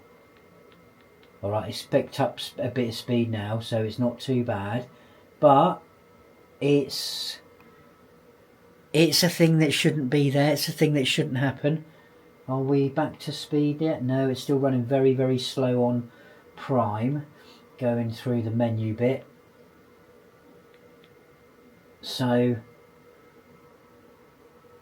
maybe something, I don't know, maybe the buffer's full on the telly, but literally I have only been up for about 2 hours, I think, something like that. And I've only just sort of turned it on to the smart bit after watching the news. Yes, BBC. Nothing's good on there, is it? Nothing's good in the news. What happened to happy news? It's all just bad these days. It's not even worth watching, and it's only what they want you to hear. So yes, it seems to be running slow. I will keep an eye on this. I'm sure it will sort itself out. I'm not going to restart the TV because I shouldn't have to. Literally only been on a couple of hours. Yeah, I know a lot of you are going to say, stop moaning, stop whinging, but I'm reporting on what's happening with the TV for me. So if any other people are having this issue, they know it's not just them. So they might know, you know, it's going to be something that goes away. I'm trying to help people here. I'm not trying to piss you off. I'm not trying to do anything like that. And if you think I am, don't watch the channel. Simple as that. And another thing, only 15% of my viewers are subscribed. So if you could subscribe, that would be bloody marvellous. I don't just do Skyglass stuff. I also have just done an update on the Tapo cameras that I bought about 2 or 3 weeks ago. And I just do that. I will do a long-term review on stuff that I've had. Alright, granted, there is a lot of things that I haven't done long-term reviews on, but I will start to sort of get into some of them. Obviously, they've been working and I've not had any issues with them, because otherwise I would have been on here moaning like I do, as all of you think I do. Anyway, thanks for watching. You know what to do, people. Good morning, good morning, good morning. Another lovely, bright, sunny day today in England. Makes a change. It's quite nice. Yeah. Right, so obviously I've still not heard from Sky. It's only, what, 20 past 9, so I'm not expecting anything yet. I probably won't try and phone them till a little bit later on. So what I want you all to do, if you've got a Skyglass that's damaged or something wrong with it, if you can send me a video or some pictures. I mean, I've got, if you look onto my channel info, there's an email address there. Feel free to bang your videos and your pictures there. That'd be absolutely great. And I'll do a video and I'll show, if there's enough of you, the damages on each one. And we'll do something like that, because I don't think, I know some of you have got yours and they're absolutely fine. They might not be. You might just not have a keen eye like myself. You might not be looking for the cloudiness down the side. I mean, mine's got 2 little dinks up in the top, and this was straight out of the box. I don't know if you can see it. Oh, no, it's trying to it's trying to follow me. There's a couple on each corner.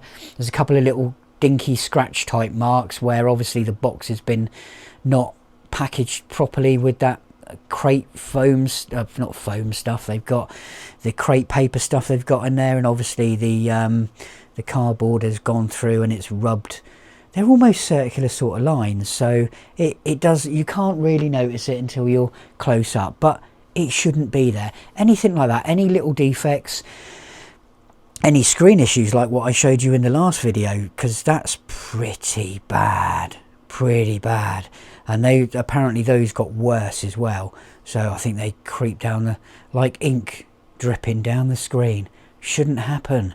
Shouldn't happen. Shouldn't be allowed to even get out of quality control. But yeah, do that for me.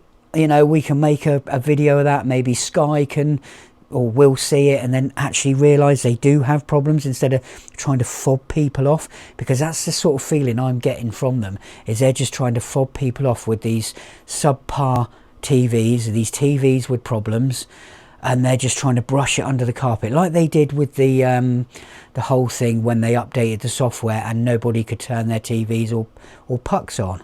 Do you remember that? I remember that. And then the only way you could get to speak to them, you couldn't speak to them. If you phoned them up, they directed you to the website, which showed you a really lame way of resetting or putting the TV into like a safe mode for it to re-download all its software. Worked for some people, didn't work for everyone. Their instructions were not clear. Didn't work for me first of all, and then I realised, because obviously the lights were flashing anyway, so everyone was just holding it till the light was flashing, but what they didn't say is you hold it until the light flashes a bit quicker. There was no mention of that at all. So I done a video on that and it helped a lot of people out. But some people still had issues because their Sky glasses would not, this is a Gen 1 by the way, their Sky glasses would not connect to the internet that they had there. So it wouldn't update. So they had lots of issues. Some people were without their TV for weeks. And imagine if that's your only TV in your house. Nightmare, absolute nightmare, and wrong. Really wrong, especially when you won't give any help and you won't actually speak to people on the phone about their problem. So yes, let's get some videos on there, so then hopefully Sky might see my video and then might actually start to do something and actually look after their customers, especially after they're paying pretty serious amount of money. Because I've been looking at TVs that you can get ones bigger than this, way bigger than this, with much more spec for less. Yeah, less. I was shocked. I haven't looked into the world of sort of TVs and stuff for a little while, and yeah, I was shocked at the prices of them. Yeah. Anyway, thanks for watching. You know what to do, people. Yeah, send the videos and the pictures. Hello. Right.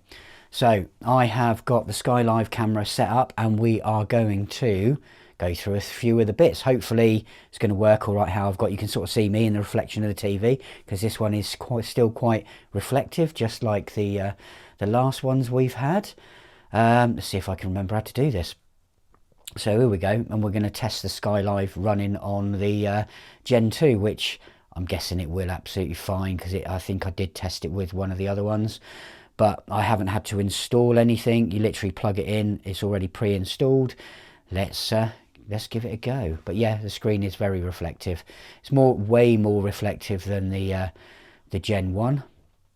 I can tell you that because I've got a patio right opposite the TV, and it was never an issue with the Gen 1. So yeah, let's try this. Why not? This looks like a newish one.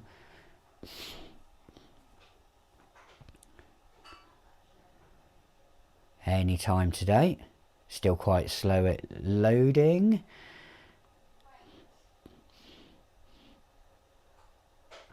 I'll try to get hopefully the camera won't be in the way. It could possibly be in the way, but I've got it as close as I can. Oh, I think we've done this one. We are an amateur because I have no idea. Let's turn it down a bit. Right, so I've got to do... Oh yeah, I have done this and it's pretty crap. But we'll do it again, just for everyone's sort of... can see what it's like. Very slow loading times. Very, very slow. Oh, I've got to press continue, that's why. Right, okay, there's me.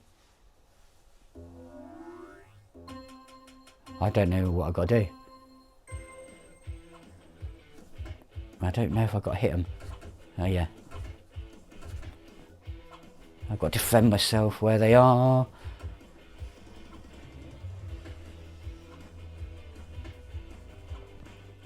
So it's pretty responsive. It does seem more responsive than on the Gen 1 for games. It seems faster to respond to where I'm putting my hands, because look, it's me. Okay. It's not a very good game this at all, but we will get to the end of this thing and pick another game, because it's a bit boring. It's going to really hurt my arms. And I'm not doing particularly well, I don't think. I don't see how I got a point for that, because I didn't really do anything there. Oh, we've got a countdown going. So what are these? They're like... Oh, I don't know. Right, yeah. Not great. Not a great game. I don't see anyone playing that for very long. So let's quit back out of that one. I don't know what this is. I think we've done this before. Emotion. Let's just do that one. Let's go through them bit by bit, except for that daily movement one. We're not going to be doing that. Right, we've got a slow load up time again.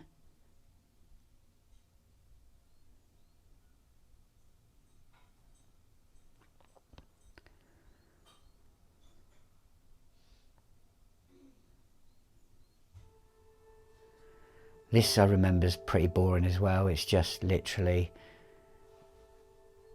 okay, just yeah, going through like tunnely things. Dictation, stand in the middle. I am. Raise your hand.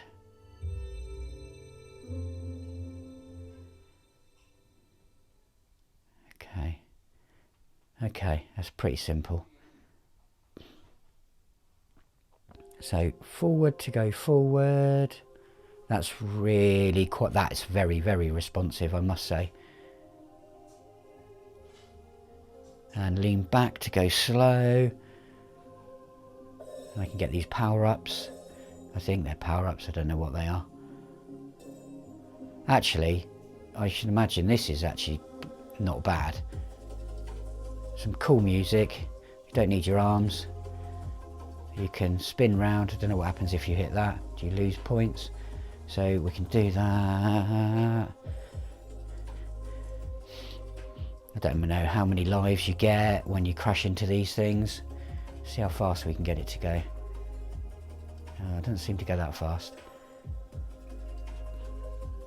But I must say, it's very, very responsive. This, I mean, even though it's still the same live camera, it's more responsive on the Gen 2 than the Gen 1, because I had massive problems playing this game before where it wouldn't really recognise me. But obviously the updated software and whatever else the Gen 2 has got in it is working well here. I would love to know the full specs of all the chipset and everything in the Gen 2, because it's not anything they've ever released even for the Gen 1, I don't think.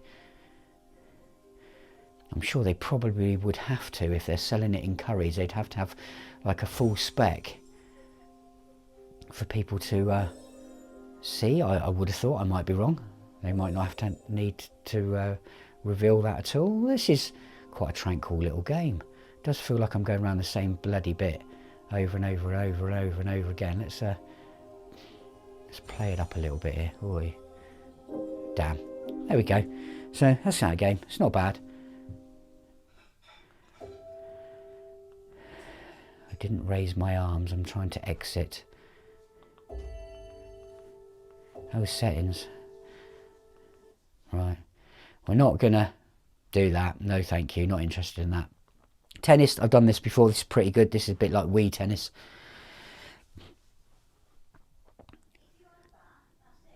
So let's...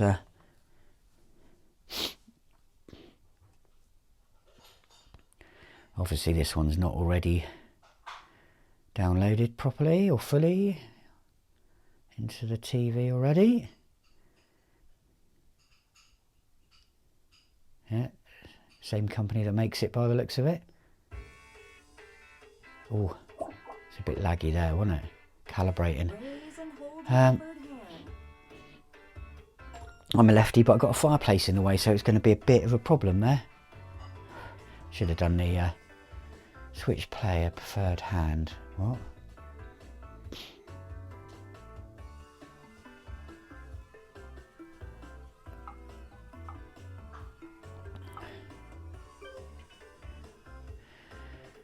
Right.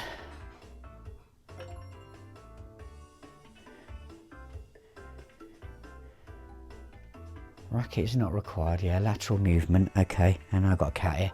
Oh, so I can go forward. Can I? Doesn't seem like it does want to go forward. It wants me to go over there. Am I not playing against someone then? I was just testing. And it's got me over there. Hello, everyone. Why am I a girl? It's... oh, doesn't like seeing me there. It only does side by side. I can't get it to move forward. No, it's meant to track me forward, it's really not.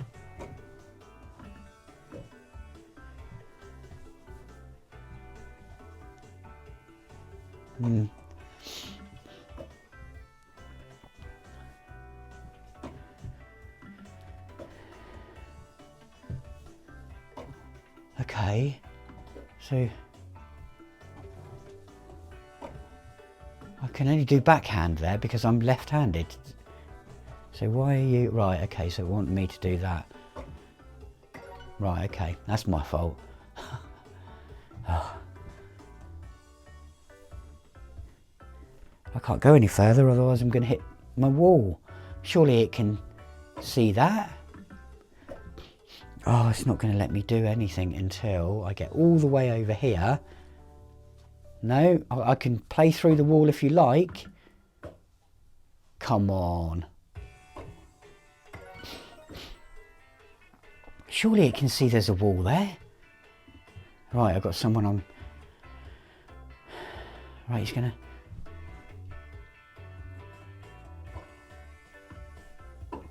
I'll tell you what. We're not going to have any fun with that if I got hit in the wall. So what's the point in playing it? How does it not know that there's a wall there? Any sort of Xbox Connect or anything like that would know that. Obviously this one doesn't. Raise and hold your... Right. Ah. I get demonetized on this. Might have to turn the sound down.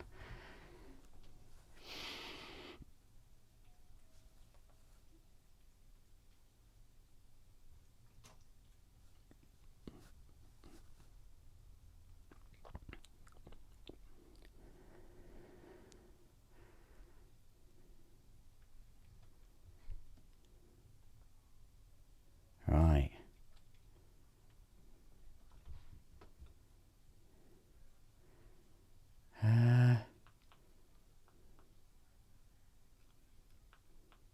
Oh, I don't know. Let's go catch.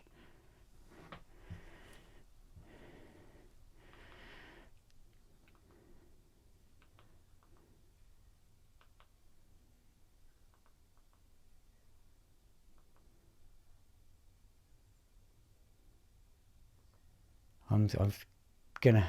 The music's off anyway, because otherwise we'll get demonetized, which we might do with that last one anyway. So let's... here we go. Actually, that's really responsive. Really, that is mapping me really well. Oh, okay, so there's nothing that's actually going to be flying through space here.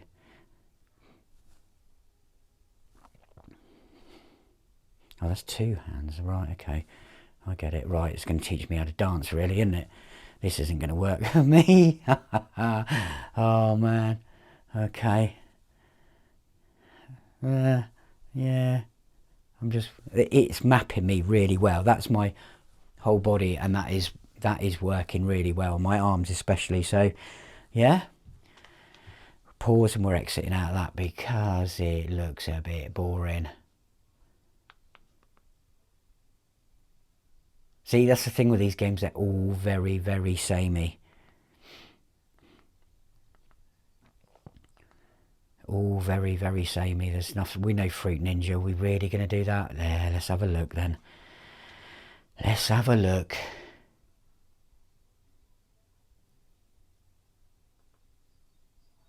Oh. Don't wait for these to load up. I wonder if that's going to slow my TV down with all these loading of these games that are not needed in here. And what's my cat looking at over there?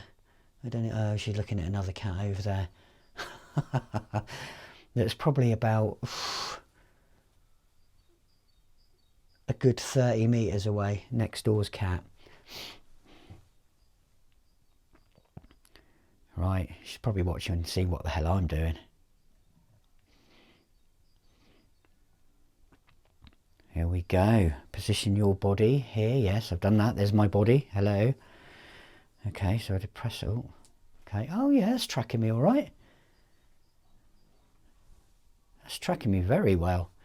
What the hell have I got to do then? I don't know what I've just chosen here. Let's, will I go back there? Yeah. And can I select with that? Yes, I can. We'll do the classic. Oh, let's get the music back up. Play game.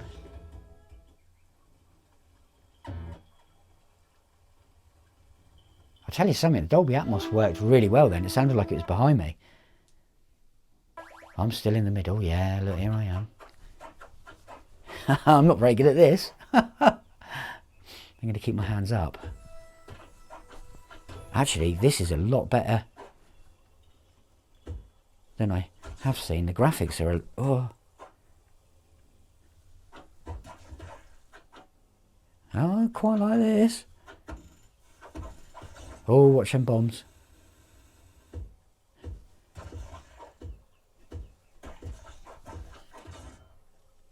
Nice. Oh, I missed a few there. What one wasn't I meant to get there? Oh, damn it.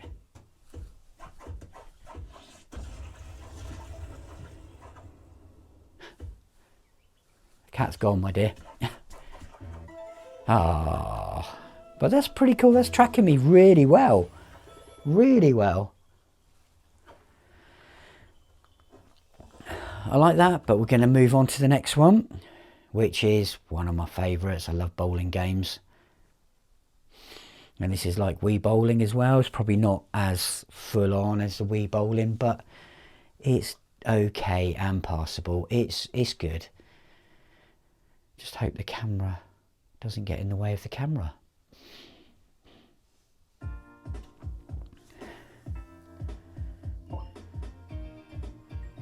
Classic mode, 1 to 6. Now with just one player.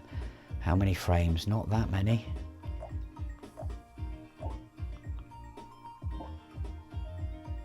Right.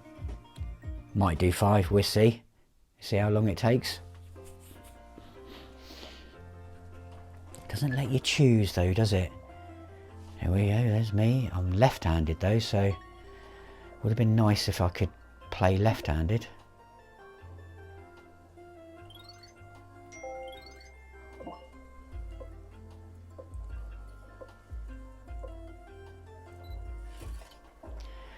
It looks horrible, that picture. It really does. So distorted.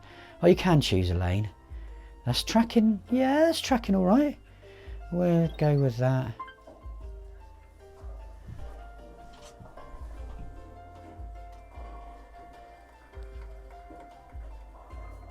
Yeah, I'm texting.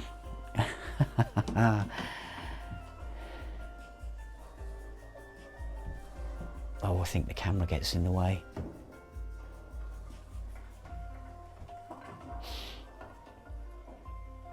Yeah, it sort of does with my arm there. So I might have to try. Let's try. Oh dear. Meh.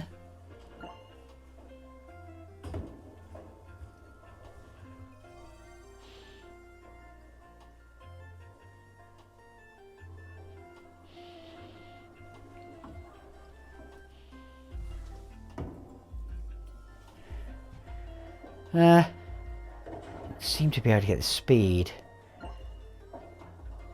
Let's try lefty.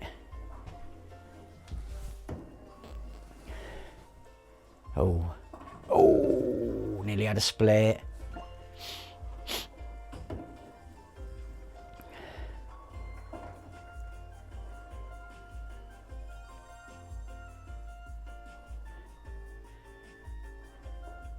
Come on.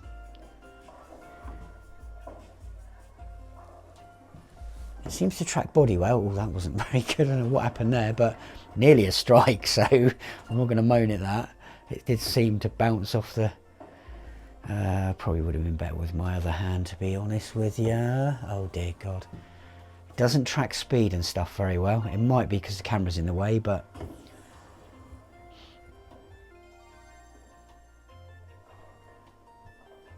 But it does seem to track all right. It's not fast, but...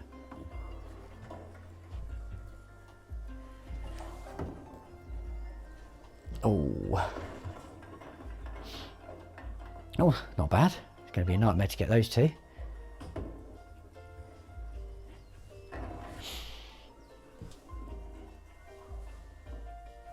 That's where it's... the camera's in the way. It's not tracking my hand past the camera, see? Oh, it sort of does, then it loses it there.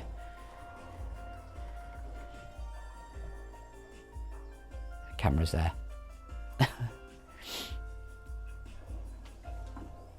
So it is easier to do it, or it can track me better. And it does get a bit of speed. Is it going to be strike? Oh, not quite. It can track my hand fully there.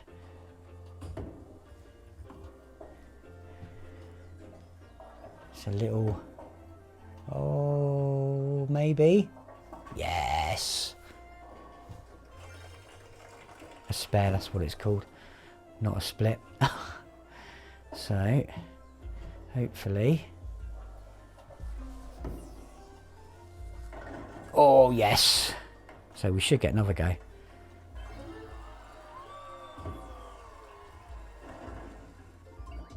Ah. I thought in real bowling you got another go. But it doesn't matter. It's all good. It's just about the game. Like EA say. It's in the game. What have I got? What have I got? Whatever that is. It's like a... it's like a transformer. Bowling ball. Okay, let's... Oh, there we go. It's not the greatest of tracking on that one, but it's good fun. Good fun, that. You can have a laugh with your kids or with your mates around. That's what I used to do. Oh, I don't know. Oh, I'm not doing karaoke. You don't need to do Zoom because I'm not going to phone anyone. And we'll see what that is. It doesn't seem to be... Oh, it's not. It's going to show all of them, I think. Is it? It doesn't seem to be as many games there. But we'll have a quick look. As there was on the Gen 1. Or are they starting to slim the games down now because they're going to stop doing it? Who knows? Whack-a-mole. I've done all these. These are crap. Sorry. But I'm not going to do these. You've seen the main games. Let me just see how there is. Right, so we've got some others. No, we haven't. Right, okay. So that's the top picks. Normally there's a bit for just the live. So I'm not sure. Is that it there? Yeah, that might be the live apps. There we go. Peppa Pig and stuff like that. Monopoly. Okay, so there's a few more down there. And there's no new ones that I can sort. So I've got Morph. I think we had that before though. Anyway, there you go. There is the Sky Live working on the Gen 2, and it does work as I think a lot faster and a lot better at tracking. The load up of the games is still about the same. So it's what it is. It's what it is. Thanks for watching. Sorry I haven't done a video for a little while. I haven't been very well, and I'm still not feeling great. But I thought I'd get this one done and sort of out of the way so people can see the Sky Live does work on the Gen 2 absolutely fine, a lot better than it works on the Gen 1. So thanks for watching. You know what I say, people? Hello, people. Right, update with the Sky people coming on Monday, the VIP people, whatever. A lot of you call them the special people, and apparently you think I'm special. I'm special enough to have these special people. No, I'm not. I just want TV to actually work properly. That's all it's about. Nothing extra. I'm not asking for any extra special sort of yeah. I'm not waiting for any extra kind of help or anything from them. They offered it to me. I'm not going to, you know, turn them down. Would you? I don't think you would. So anyway, update is I'm still getting emails saying that I've got a Skyglass coming tomorrow. So I contacted the person that, the special person, I don't know if it's team leader, don't know, and they said just ignore those texts. You would have, not texts, emails, you would have thought that they would talk to each other a little bit more. There's a lot of this going on in companies at the moment where one part of the company doesn't talk to the other part, and it's pretty crap really. Anyway, this person also told me that they spoke to the actual people that are coming to install and they don't want to be filmed, so got to respect their wishes. I'm afraid I won't be recording when they install it, unfortunately. Would have been quite good, would have been a good little video, but I don't know, maybe they just don't want to be on my channel. Maybe they're my haters that I get on my channel. You know who you are, you know who you are, the ones that got nothing better to do. I'm just doing this so you can see what happens when you have to send things back and this, that and the other. I've done the same thing with Virgin Media when I left Virgin Media, and I'm doing a video now of how things could happen to you, you know, and what can happen. And I think that's quite an important sort of thing for someone to do for other people, so then they can see the actual process. There's no issues with that, is there? Or is there? Or are my haters going to say there's a problem with that as well? I'm just doing it. You'll be able to see what happens. Well, you won't be able to see it being installed, but it's just going to be a couple of blokes here, I guess a couple. They're going to unbox a telly and stick it on the wall, and then they're going to make sure that I'm happy with it, which, yeah, that's okay. I could be happy with it. It could be all right, and then it could fail an hour down the, you know, 5 minutes after they walk out the door, 10 minutes, an hour, a week. You know, that problem in the corner on the left hand side, I don't think that's going to ever go away with any of the first generation Gen 2 TVs. That's going to be something that they're going to address when they do another version, version 2 or whatever. This is all getting up my tits, to be quite honest. Yeah, I'm not allowed to film them, or they've asked me not to film them, so I'm not going to film them. You know, I'm going to respect their wishes. It's not a problem. It's not a problem at all. It's absolutely fine. It's a shame that I couldn't film them. Would have been quite cool. But they don't want to be filmed, so they're not going to be filmed, unfortunately. And no, I'm not going to sneakily record them. No, that's not right. That's not how things should be done. You know, you see me hiding behind the sofa with my camera recording them. That's not going to work. I'm not going to do that. Got to respect other people's privacy. If they don't want to be recorded, that's fair enough. Even though I've got all the rights in my own home to do that, it's fine. I'm just respecting them. So, unfortunately, there's not going to be a video of them installed. Unless when they turn up, they suddenly go, oh, yeah, I want to be on your YouTube video or YouTube channel or whatever. Can't see him saying that, but you never know. You never know. So, I'll do it as soon as they've gone, as soon as they've buggered off. I'll give you a full update of exactly what they've done, what they told me, if they told me off, if they think I'm amazing. Probably not.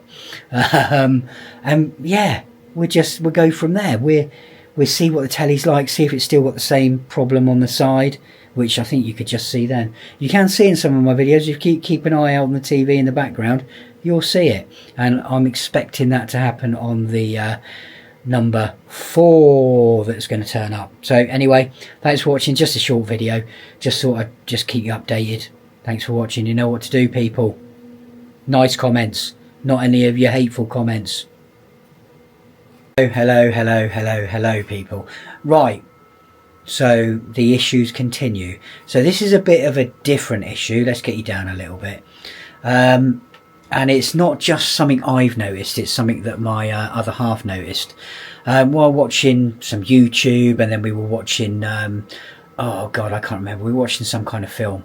My other half said, oh, don't you think it sounds a bit muffled?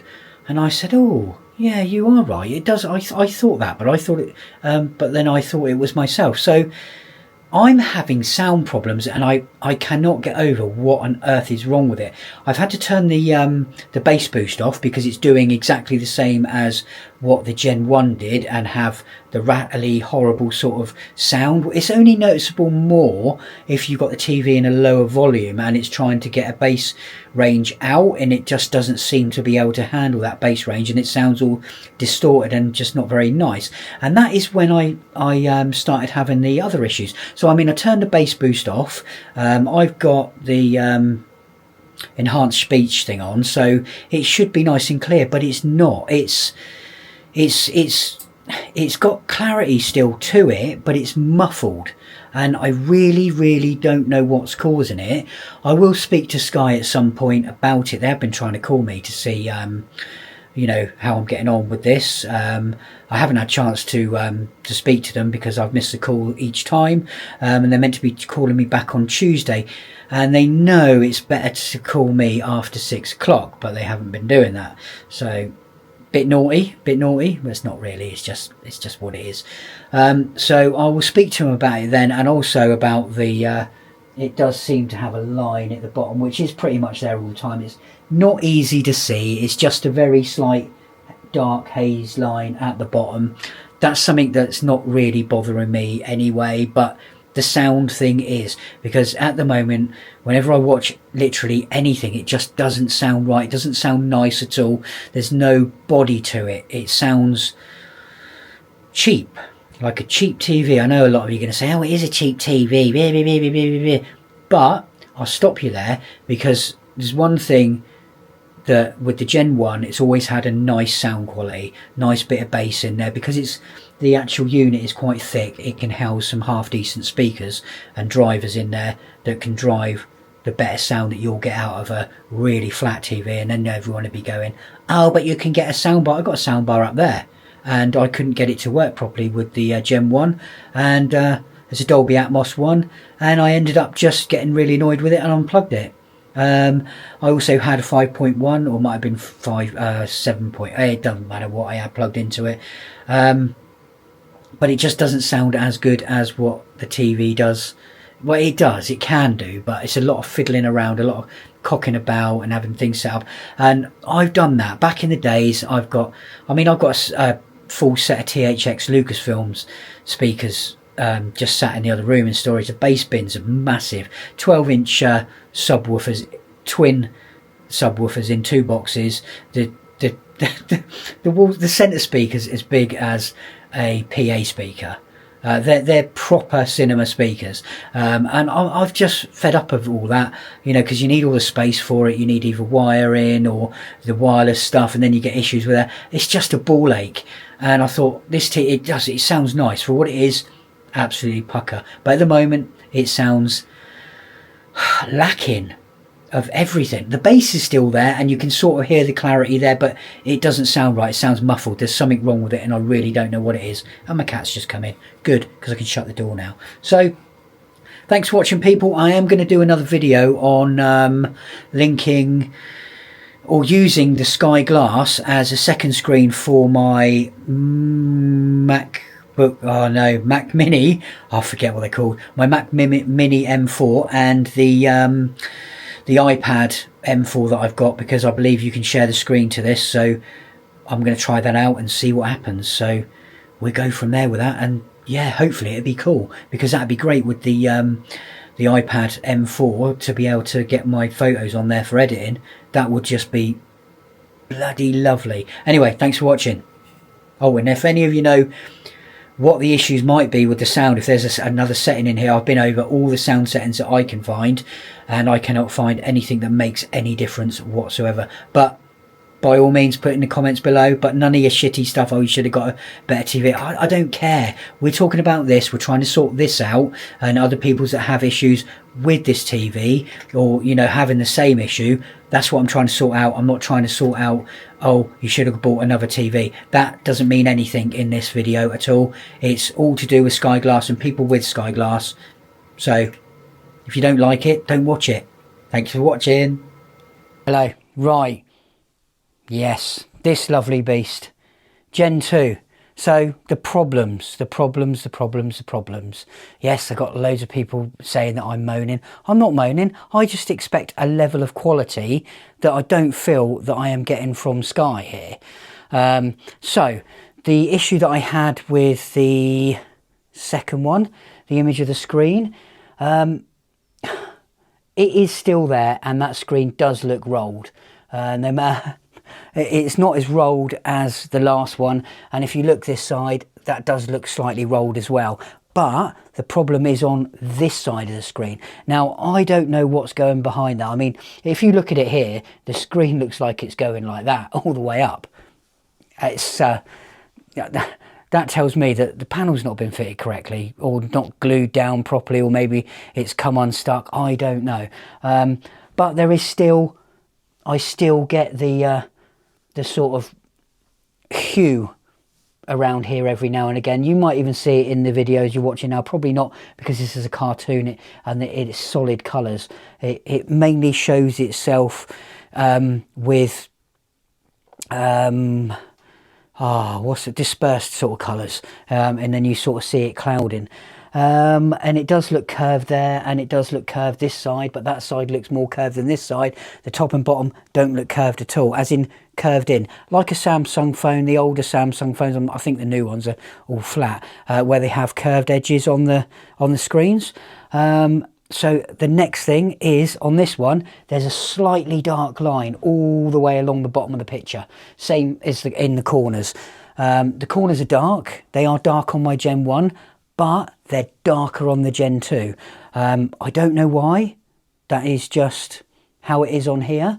The dark line down the bottom, I did tell the engineer and show the engineer. They did say it was their test thing, that, you know, how to use Sky. It's got a border in it, but it's not, because it's apparent on other stuff. That's all. You can notice it on white background. It looks like a dirty line across the bottom.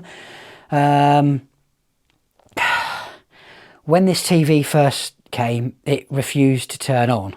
They had to reboot it quite a few times before it got to the actual next screen, which was then the connect to the wireless, and that took absolutely ages. It would not connect to my wireless whatsoever. Then all of a sudden I managed to get it connected. Then it went to the update screen, where the engineers actually said it shouldn't really need updating. This set is meant to have been tested to make sure everything was all right, so it should be completely up to date. So we know that it wasn't really tested. That's clear as day. If it's not already updated, and they can't tell me that you factory reset something and it goes back to the original, because mostly everything else, if you factory reset it, it still has the latest software on it. So got to the software update bit, and it failed twice. They had to keep rebooting it over and over again. Then all of a sudden it went from 0 straight to 100, and the third one went up like a progress bar, like it should do. So it actually gives you some information. Then we got onto the screen for me to log in. This was a bit of Sky's problem, where they hadn't taken the other Skyglass off of my account, so this one wouldn't register on there. So that took a bit of time mucking about.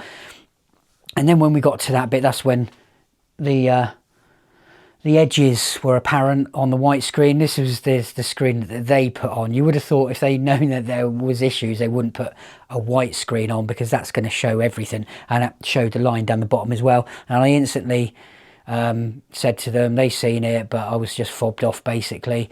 They were nice enough guys, but maybe they thought something else, or they were told to say something. I don't know, but they said it was the actual Sky advertisement thing had a border all the way around it. But like I just said, that's not true, because if I put a white screen on, it's apparent at the bottom, not apparent at the top. And that was the same with when we turned it on. It was apparent at the bottom, not at the top, and in the corners. Yes, the corners are darker slightly. You don't really notice this anyway when you're watching normal TV. It is on the Gen 1, like I said. It's not as apparent on the Gen 1. It's not as dark. I've mucked about with picture settings. Nothing makes any difference really at all. If you jack it up, you jack the backlight up or whatever, they become more apparent in the corner, and so does the bottom line. So, and then the other night, the next thing is, it's really something wrong with the audio on this one. I mean, I have noticed on the second and the third Gen 2s I had, the second one was really crisp and lovely and easy to hear. I put the speech mode on, which I think most people do if you don't put it on, because it makes quite a bit of difference to hearing films and stuff. It just makes the voice clearer. Clear voice it's called in some other TVs and other things. And that was lovely. It still had the bass, but it wasn't as bassy. I turned the bass boost on, and it wasn't as bassy as the Skyglass Gen 1 with the bass boost turned off, but I was happy with that until the issue with the picture. Then it came to the second and the third, this one, where they're lacking the clarity. There's quite a bit more bass there, but the clarity is not there at all. Nowhere near as nice. That's the one that I sound tested, the nice one, I believe. I'm pretty sure it was. It's just disappointing. It really, really is disappointing. And also, the other day, it's not. This TV now sounds muffled and not as clear. It's got the issue that the Gen 1 had. If you have bass boost on at lower volumes, you can hear distortion in the bass, the lower frequencies. Most of the Skyglasses will do this, and most of the Gen 2s, Gen 1s will do this at some point in their lives. This TV has not been turned up loud whatsoever, not by myself. If it has been in testing, if they've whacked it up, they've probably damaged the speakers. That's all I can say with that, because that's what happens, especially when you get towards the maximum volume level, which I would never ever exceed in anything that I own, because I know it damages voice coils. Yes, I know what voice coils are. Yeah,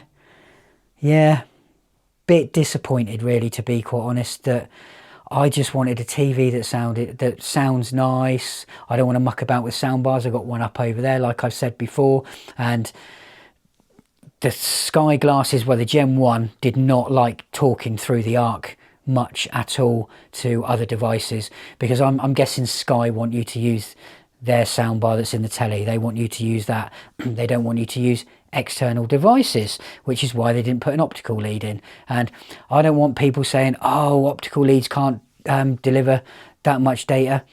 If you've got fibre optic cable broadband, what can I say? That's exactly the same technology, no different. It will work. It's no issues with sound coming through an optical cable. But I'm just really disappointed, to be quite honest. Yes, you might think I'm a moany little bitch. I don't care what you think. I wanted this TV to work. I believe that Sky has let everybody down. They've released a product that is not finished. And this is more not finished than the Gen 1, because it's hardware. With hardware, you can't do anything with it once it's been sent out. If there's an error or problem with the hardware, it's not been installed properly or whatever, it needs to be taken out, reinstalled. Software, not a problem. You can do stuff with software. You might be able to fix some of the stuff on here. Probably not the line down the bottom, but on the side, they could probably sort that out in software by reducing the backlight that side. I don't know. But I don't think these have either been engineered, designed, or put together, manufactured very well at all. And I think that is what's letting this down massively, absolutely massively. The way I look at this TV, if you've got a Gen 1, do not upgrade to a Gen 2. This is pretty much exactly the same as the Gen 1. It's a tiny bit brighter and a tiny bit sharper. But if you've got something this size, 65, you're meant to sit about 2 meters, I think they recommend, and I think most manufacturers will do for that sort of size of TV. You're not going to notice the difference in the brightness or the sharpness at all. It's plain as day. That is what it's going to be. I would not change to a Gen 2 at all. Keep your Gen 1, hardly any different to this at all. This, marginally quicker in the menus, nothing to write home about. I would love to know the specs inside this TV and the specs inside the Gen 1, because for some reason Sky do not let you have these specs, or let anyone have these specs. The processors, you know, the way they handle the picture, I can't remember what it's called, the way that they do the picture, the processing. I would love to know. I know they've got Dolby Vision and Dolby Atmos. To be honest, I would rather this have 120 hertz than Dolby stuff in it. I'd rather have that, because I can get that through a soundbar or something like that. That's not a problem. I don't need it in the telly. I'd rather have it have 120 or more hertz screen. Yeah, it doesn't have to have Dolby, but it needs to have HDR10 plus. It's cheaper. There's not really licensed so much for HDR10 plus, because it's sort of open source. With Dolby, obviously it's a more expensive license, so probably a bit of money they paid for that. And with the Apple integration, it's not a big thing. It's not anything that I'm really going to use. I know I demonstrated me connecting my Mac Mini, my phone and my iPad to it, but I do photography. The iPad's got a better screen than pretty much anything on the market, unless you spend 20, 30 grand on a screen for the proper color gambit. So the TV is not really going to be any good for sort of editing photos on, even though it's nice and big. Yeah, that's the only thing. It's big, but it's not going to have the definition of what I've got on my iPad for doing pictures. I can just pinch and zoom where I need to inspect an area. Don't need to do that on that. This would never get used for that unless you're streaming a film or movie from your phone or from your Apple Mac or your iPad. Which, why would you do that? Why would you do that? If you've got an Xbox or something, put it on a memory stick and stick it in there and watch it that way. That's the easiest way, surely. So I'm waiting to hear back. Like I said, yes, I missed the calls from Sky, and there's a reason why I missed the calls from Sky. I was at work. I work full time. I don't do this at all full time because it does not pay hardly anything at all. I don't get hardly anything for making these videos. I might get the odd free thing sent through the post for me to review, which I really love doing. That's absolutely fantastic. Absolutely love doing that, especially my heated jacket. Absolutely amazing piece of kit that is, and I've been wearing it all week, and the battery's only just gone flat and I'm just charging it now, and everyone at work loves it. They think it's a fantastically great idea and it looks nice. So that's all I really get out of doing YouTube. I don't earn mega bucks or anything like this like you might think I do. I've only not even got 2,000 subscribers, so I'm not like Mr. Beast or anything like that. I didn't even plan to do that. Didn't even plan to get this far with subscribers, to be quite honest. It was just more of a hobby thing, and you know, it all started with Skyglass Gen 1 when I just thought I'd stick a GoPro on the ceiling on a mount and video me unboxing it, and it sort of went from there. Nothing I planned at all, and everyone seemed to like it, so I thought I'd do a few more and try and mix my other videos in at the same time. And I get a bunch of moany little whinging twats that tell me that, I do apologise for the language, that tell me I need to get a different TV. This is a TV I chose, but I want this to be fixed and sorted. And if I'm having problems with this, I'm going to tell other people, so it lets them know what they're going to get into, or they can make the decision whether to buy it or not. I know everything about this TV, everything about where the panels come from. The same on the Gen 1. You don't need to tell me. I've done my homework a long time ago. It's in all of my other videos in the comments if you want to have a look. Carry on, have a look. But I don't need you to keep telling me over and over again. The panels come from TCL. I can't remember. TC. They're all a part of a division of Philips, and they get the technology from Samsung. So technically it's Samsung technology, the screen in this and in the Gen 1. And I know a lot of you are going to say, no, it's not, blah, blah. Yeah, it is. Whether you like it or not, that's Samsung's technology. There's only a couple of manufacturers that make screens, which is LG and Samsung, and there might be the odd couple of small companies that still do make them. And it's the same with sensors in your camera. Sony make the majority of every sensor in a camera. There are a few other manufacturers, but not that many. So that is just how it is, whether you like it or not, whether you think I'm wrong or not. That is how it is.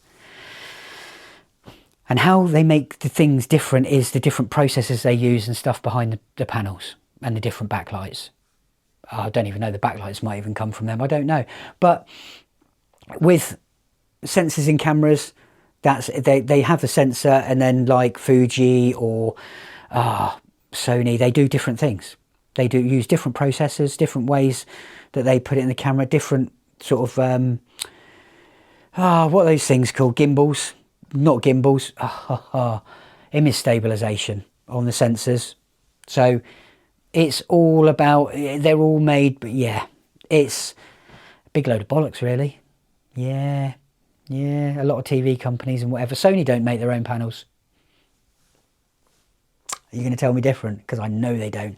Anyway, thanks for watching. And yes, if anyone wants to give me a massive, large, say 75-inch top of the range OLED LG, I like LG stuff. If I had another choice, we'll see how this goes. You know, I've been offered an LG 75-inch OLED for 600 quid, I think, and I don't think that's a bad I haven't had a look at the tech specs or anything, but we'll have to see what Sky say. Sorry, I did go off the track there because I did contact them today. I sent them a nice long email with points of what I think are the issues with these and the issues I'm having, and I've said to them I don't know where to go forward on this, and I'm just waiting for their response. So thank you very much for watching. You know what to do, people. Hello. So did we all have a good day today? It was lovely and sunny outside. Just wanted to quickly go through the lovely apps on the Skyglass Gen 2. Let me step out of frame because then the camera will focus on the telly. So don't be scared to go into some of these, because some of the apps, as you get down, are free. All you've got to do is actually register. If you've got the app on your phone or you watch it on something else, just make sure you log in. It'll tell you what to do eventually.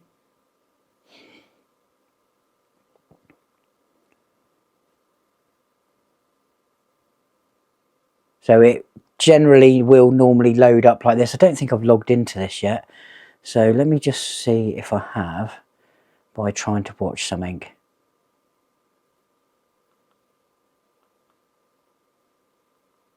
So maybe oh, there you go. So if it's something free that you can use, it just asks you to sign up and sort of stuff like that. And some of the apps, come on, go back.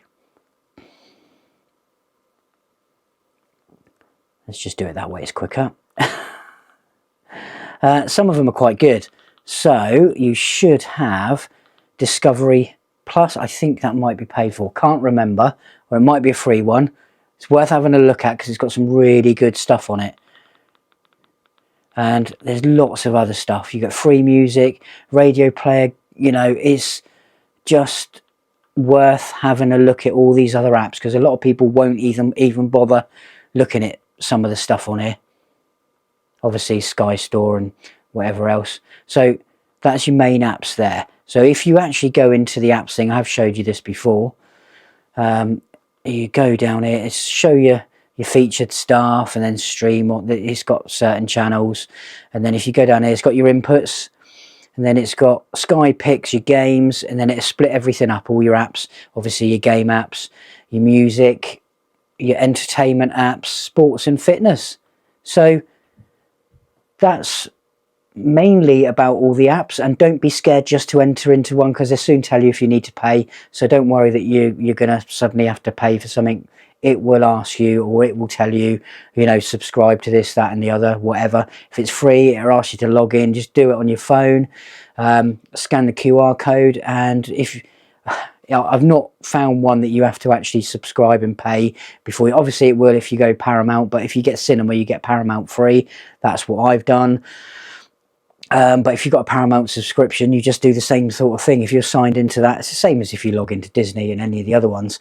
So make sure you're logged in before you go onto them. If you've not got an account and you do fancy using like the ITV player thing that I just brought up, then just set yourself a little account up. It's just your email address, this, that and the other standard sort of stuff like all the other apps, just like iPlayer. So do that, scan the app, it'll go onto your account thing. You have to do a load of permissions, and then it'll just stream on your telly. So simple as that. So thanks for watching, people. You know what to do. Good evening, chaps and girls and guys and whatever. So we have an update, a little update from the VIP engineer / guest VI, whatever they're called.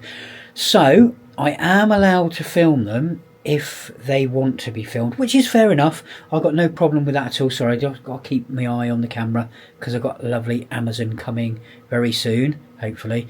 So yeah, I mean, that's fair enough. I'm not going to force someone to be filmed if they don't want to be filmed.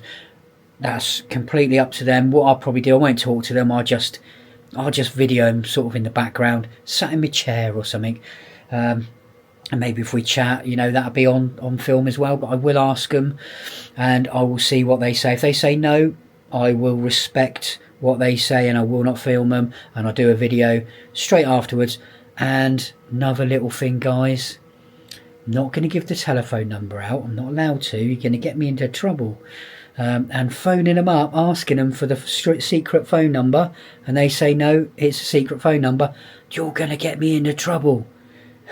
I didn't even know there was a secret phone number and a secret load of people, VIP engineers. I'm guessing what they are. I don't think they're specialised for problems and stuff. I think they're for maybe the slightly richer people, or they're specialised installs that they need to be done. Maybe they work with installers of new buildings with media walls and sort of stuff like that. I don't know. And I do also know there's a lot of you on here that don't like Skyglass, but I'm not trying to make you buy Skyglass. I'm doing these videos for people that have problems with Skyglass, for people that are thinking if they want Skyglass, if it'll work for them or if it won't work. That's fair enough, it's your choice. Yes, I would love a big LG whatever screen in the back here, you know, bigger than this maybe. 75, 85. I don't think I'll get 85 in here. 75, yeah, that'll work. But I wouldn't be doing these videos anymore, would I, really? And no one would get any help with Skyglass when they have these little problems. I don't know. It's one of those things. I'm doing it to help loads of other people out.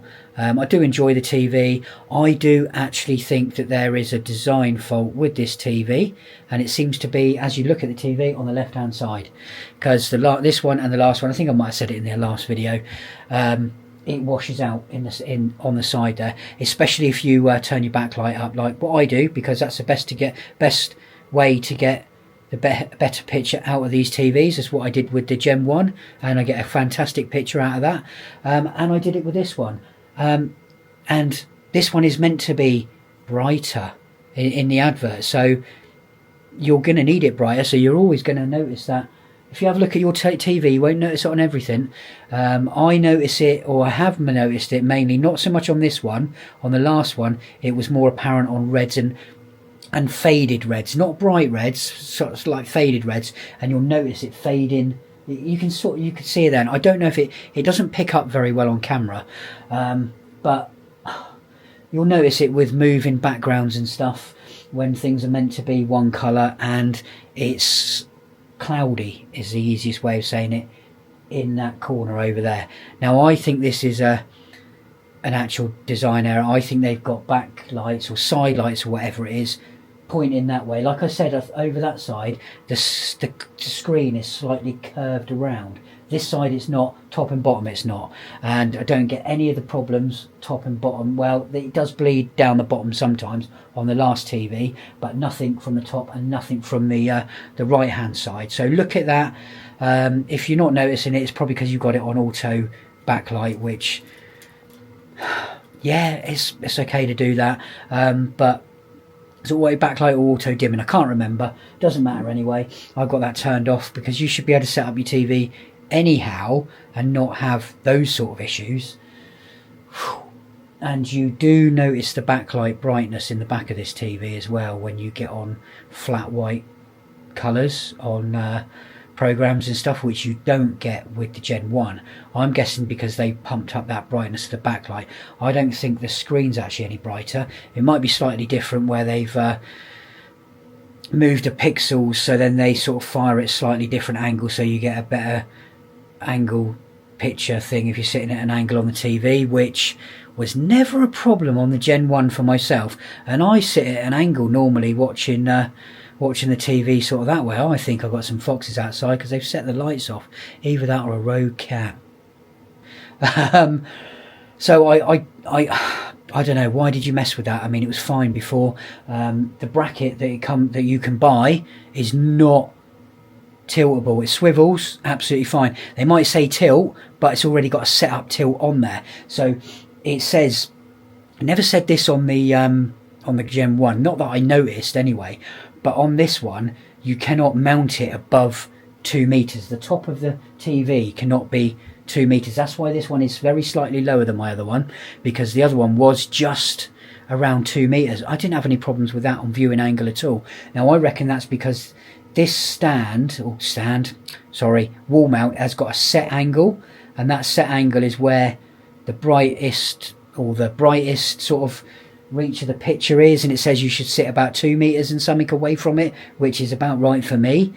And I think that is how they've set it up, so then you get the best picture by setting it. But you shouldn't have to have that with any telly. You should be able to sort of put it at any angle and get a good picture. So another thing to think about, Sky, maybe that wasn't a good idea, or whoever develops your TVs. Maybe think about it and talk to them a little bit. It's not really on, is it? We'll see what happens anyway. They're coming on Monday, this Monday. I think they're coming in the morning. I can't remember. That's good, because then I don't have to wait around for the whole day and ruin it. But I've had to take a day off of work, so I've just had some days off of work as well. So it cuts into my holiday. Bit of an arse, isn't it? And they're quite, oh yeah, a day's quite expensive for me. So anyway, thanks for watching, people. You know what to do. Like, subscribe, share. Why not? You don't have to. I don't care. I don't mind. But all you haters, I know there are better TVs out there. There's better TVs than the one you've got. Think about it. There's no people then preaching to you, oh, you must get this, oh, this is crap, that's crap. I quite like the Skyglass in the way it works for me.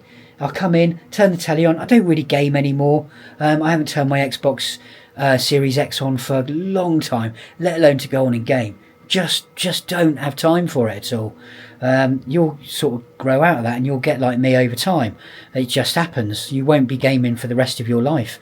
And I don't watch sports, but Sky Sports only broadcasting just under 60 hertz anyway, so you're not going to notice any difference there anyway if you've got Sky and you use Sky for sports on 120 hertz TV. I mean, my monitor that I use for my Mac Mini is 144 hertz. Doesn't frigging well bother me. It's fine. I don't use it for gaming. I use it for setting my videos up, but it's fine. It's absolutely fine. Yeah. Anyway, I'm not getting into all that. I don't want arguments at the bottom. I don't want, oh, you don't know this, that and the other. My God, there's other videos that I've done about the refresh rates and stuff. Just go and have a look on those. Have a look at the comments on there. I've done it all. I don't need to do it again. I'm not repeating myself. It's just boring. Okay? And I think Amazon are here. No, they're not. Next door. They've been zipping in and out. I wonder what's going on. Yes, unfortunately, my camera does look over there. I don't peek into them. I just wait for my deliveries to come, so then I can see if they drop anything. It's good for when they bring Skyglass as well, to make sure they don't drop a box, because then you have evidence. Think about it. Yeah. Right, anyway, thanks for watching. You know what to do. Hello. Cat meowing up there. Welcome back. Well, I've had a great birthday today. Thank you very much, everyone who has wished me happy birthday today. It's absolutely fabulous that you do that on YouTube. Absolutely amazing. Didn't expect that. Thank you so much, every single one of you. I've still not heard from Sky about the Gen 2, where I've got the issues with the Ripley LCD or whatever it is, or the finish that they put on the TV. It's not as noticeable as it was. It's not got the real definition of the line so much now. I don't know if that only showed up because the TV was still quite cold from where obviously it got delivered, and maybe there was some condensation behind it. I hope not, because that's not a good thing. That means they're not being stored brilliantly, and it's got damp inside, so it's not as bad now, not as noticeable, but when it's turned off, you still can see it. Excuse me, just a second. There we go. But yes, you can still notice it. When you turn the TV off, you do have to have the light coming in through the patio, but this one is so reflective. It's way more than reflective than the last one that I had. Couldn't tell you about the other one because it never got onto the wall. But yeah, I don't think this has got the reflective coating been put on it properly. That might be what's causing the wavy lines. But anyway, I have not heard from Sky today. They did say they probably would speak to me again today, but nothing, no emails. Apparently, yeah, I know it's Sunday, but they work 7 days a week. So hopefully, oh, I tell you what, where's me phone? Someone sent me something very, very interesting. One of you people from here sent me an email showing me what someone on a Facebook group had been sent for their second, I think it was, order, second replacement, sorry. Oh, let me see if I can find this now. Here we go. This is absolutely, hopefully you can see it. What's the best way of doing this? Might be a better way. Is it better that way? No. So this is their replacement TV they got sent. Hang on, let me get over there because it's tracking my face. Oh, it's not going to work, is it? I wonder if I can turn that off. There we go. No, is it still? Oh, there we go. Right. So let's get the light off. Oh, hang on. Can you see that screen? That is someone's screen. And it gets better than that. Hang on. Oh, how do I scroll this stupid thing? Come on, why won't you? There we go. Look at that. Look at that. And they've been sent that as a replacement. That panel is completely knackered. Absolutely disgusting. So there is no quality control there at all with Sky. And that is what I've been telling them. You know, when I don't know what's going on there. When I spoke to them on the phone, I said, you know, your quality control is lacking big style. Whoever is making the TVs for you, if you're just branding them, whatever, with the box and whatever, you need to speak to the people that are making these and shipping them out, because they're not doing a very good job. I mean, I never had these sort of issues at all with the Gen 1. I only had software issues, no hardware issues. These are coming damaged, as in panels damaged, not being built properly. It seems even worse than it did with the Gen 1. I've never known anything like that from any brand, to send something out like that. And you're selling this as a premium TV. And yes, Sky, I have been looking at other TVs now. I'm thinking about maybe, I've heard good reviews, good things about them, the Amazon TVs. Let me know what you think. I don't really know anything about them. Can't really see much specs about them. I would like a massive one, because I believe you can get them in 70 or 75s, but I can't seem to see them on Amazon. But if you let me know, I know a lot of you are going to say no, just go for an LG, blah blah blah. But I want to see what what other alternatives there are. That's why I got the Skyglass originally, to see what it was like, just to see how it was. And to be quite honest, with the Gen 1, okay, what's this telling me that? I don't care. I'm sorry, the camera was telling me something. I sort of grew into it, and it worked for me. It was really good. So that's why I got the Gen 1, and why I got the Gen 2, because I thought, I sort of built the channel on Gen 1, I get the Gen 2 and sort of carry it on and help people out. But these issues are pretty big. They're a lot different to, where I was angry, where I couldn't get things to work with the Bluetooth and stuff like that. That's just software-y, little niggly things. That's not a major problem. That you can just use a different solution to sort that out. But another thing I did notice as well, because some people said that the sound sounds better on the Gen 2. Now, this one sounds completely different to the one that I've just sent back. Completely different. It sounds bassier. It sounds much bassier than oh god, sorry. I leant on the button. Than the Gen 1, way bassier, and it does seem to throw the sound a lot better than the one I just sent back. So I don't know what's going on there. There seems to be a sound thing, problem, issue, or variant. There shouldn't be any variant in anyone's TV to the next one. There really shouldn't be anything whatsoever. They should all sound the same. They should all be built the same. They should have all the same speakers in and blah, blah, blah, blah, blah. But it seems like they don't, because this one does sound really nice. And I noticed it as soon as, hang on, let me just put my phone down. Let's put it down safely. I noticed it as soon as I turned it on, and I don't know what I watched. I watched something and I thought, wow, the sound is really good on this. So there does seem to be an issue with some have better sound than others. And this is set up, I went in and set it up exactly the same as the last one. So there should be no reason why it sounds so different. I don't understand that.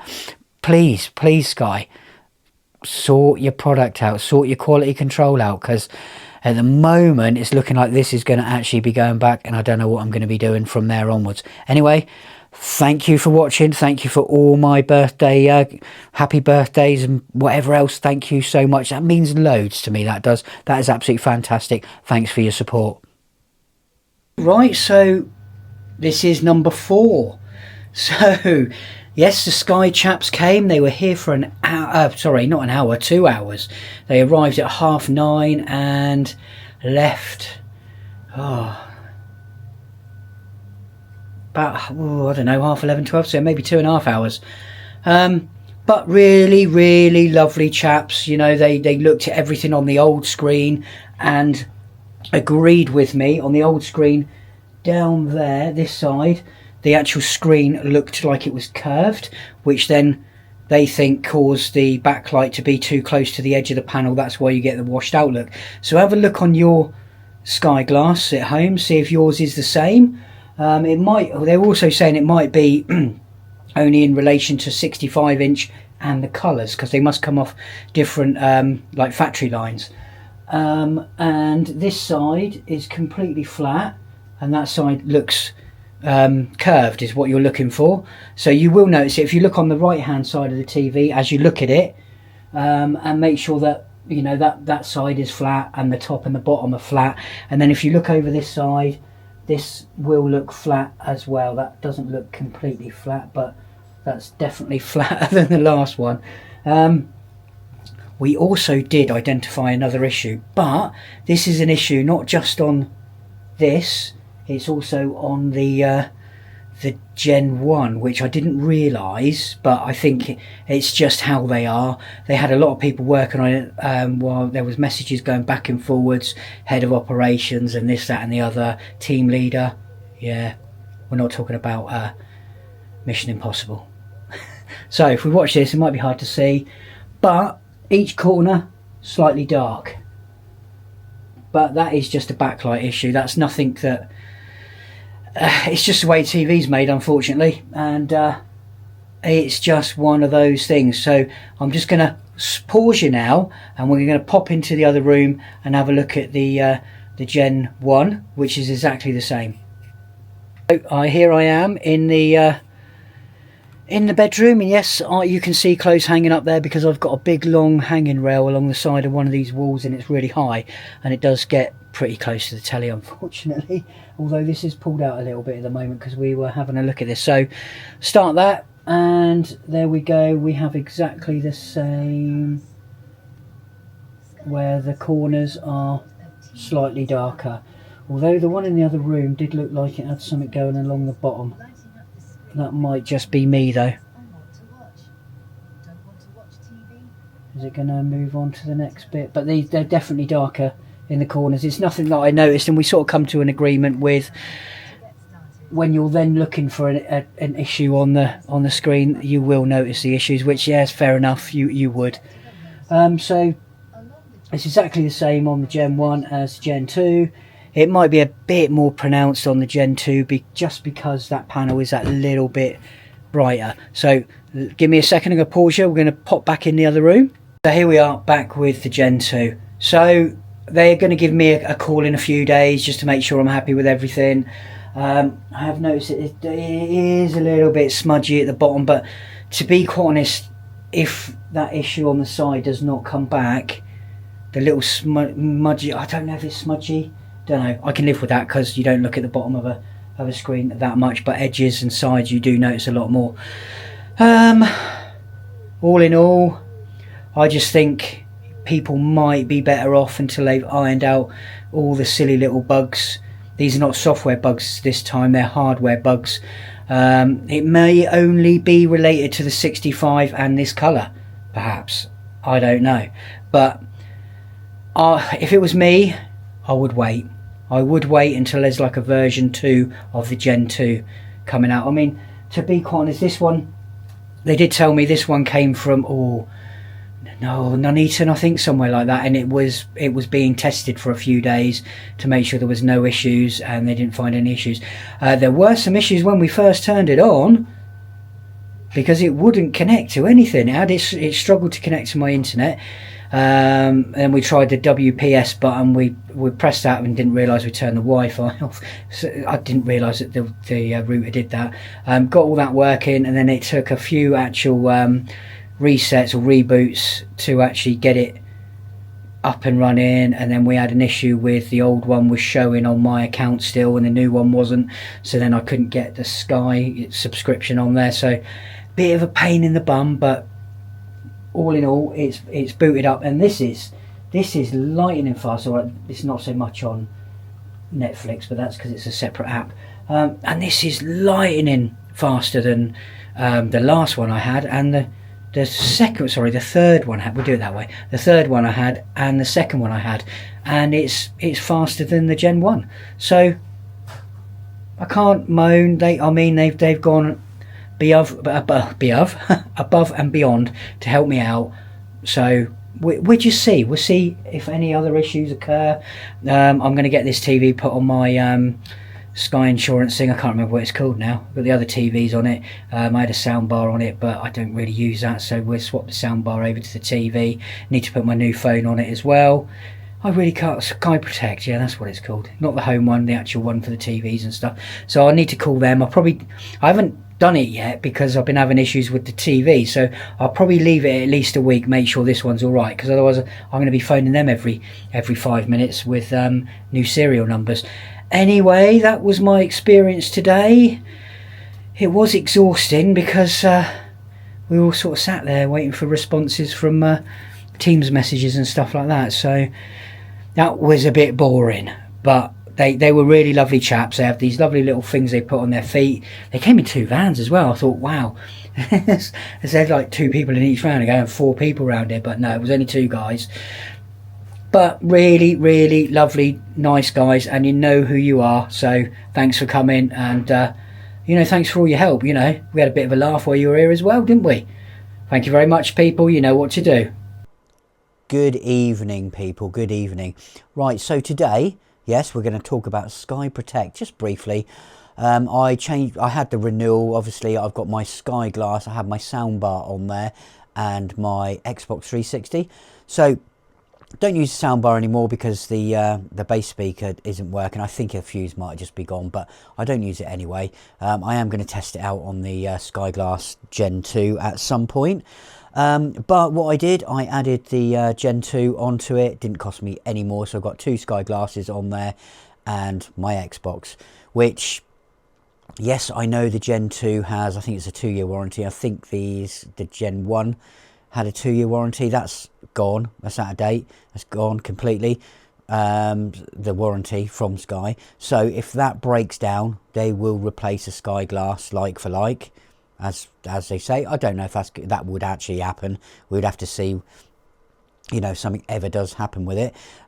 So it protects the Skyglass Gen 1 for breakdowns and accidental damage, and the Gen 2, it just covers it for accidental damage, because the warranty part of it, if it breaks down or there's any issues with it, Sky need to sort that out, like the problems I've had with this is number 4. So it would be that sort of thing. So they would only do something if it fell off the wall, or if I was trying to get it on the wall and it slipped out of my hands or something like that and smashed the screen, or I don't know, the cat runs and jumps at it and smashes it or pulls it off the wall, which I don't think will ever happen, but you never know. You never know. So yeah, I think it is a good thing to have. It's peace of mind. You can put other things on there, but then obviously if you've got three devices on there, that's its lowest sort of thing. The more you add on there, the more expensive it's going to get for you. But I think it's a good little idea. I know people are going to say, oh, you're wasting your money, this, that and the other. Give me a second. I hate when this happens. Hello. Right. No. Sorry, just doing a video and it just finished doing its thing, and it always plays. It's really annoying. Anyway, yeah, where was I? Yeah, people are going to say I'm wasting money, this, that, and the other. But am I? Am I? With the problems I've had with this already, I think I just need it as peace of mind. I know you can get other insurances out there, and other people will say, "Oh, why didn't you get it from such and such?" Blah, blah, blah, blah, blah. The Sky Protect isn't actually Sky. It's another well-known insurance brand, so it's going to be no different to any other the other insurances out there. It's all comprehensive. It's all, they're all going to be the same. You know, try to get out of stuff. That's just how insurance companies work. That's how they make their money. You know, they take our money, and then when we want something back, when something breaks, they don't like giving it back, do they? Naughty, naughty. Anyway, that's what I've done today. Thanks for watching, people. You know what to do. Hello.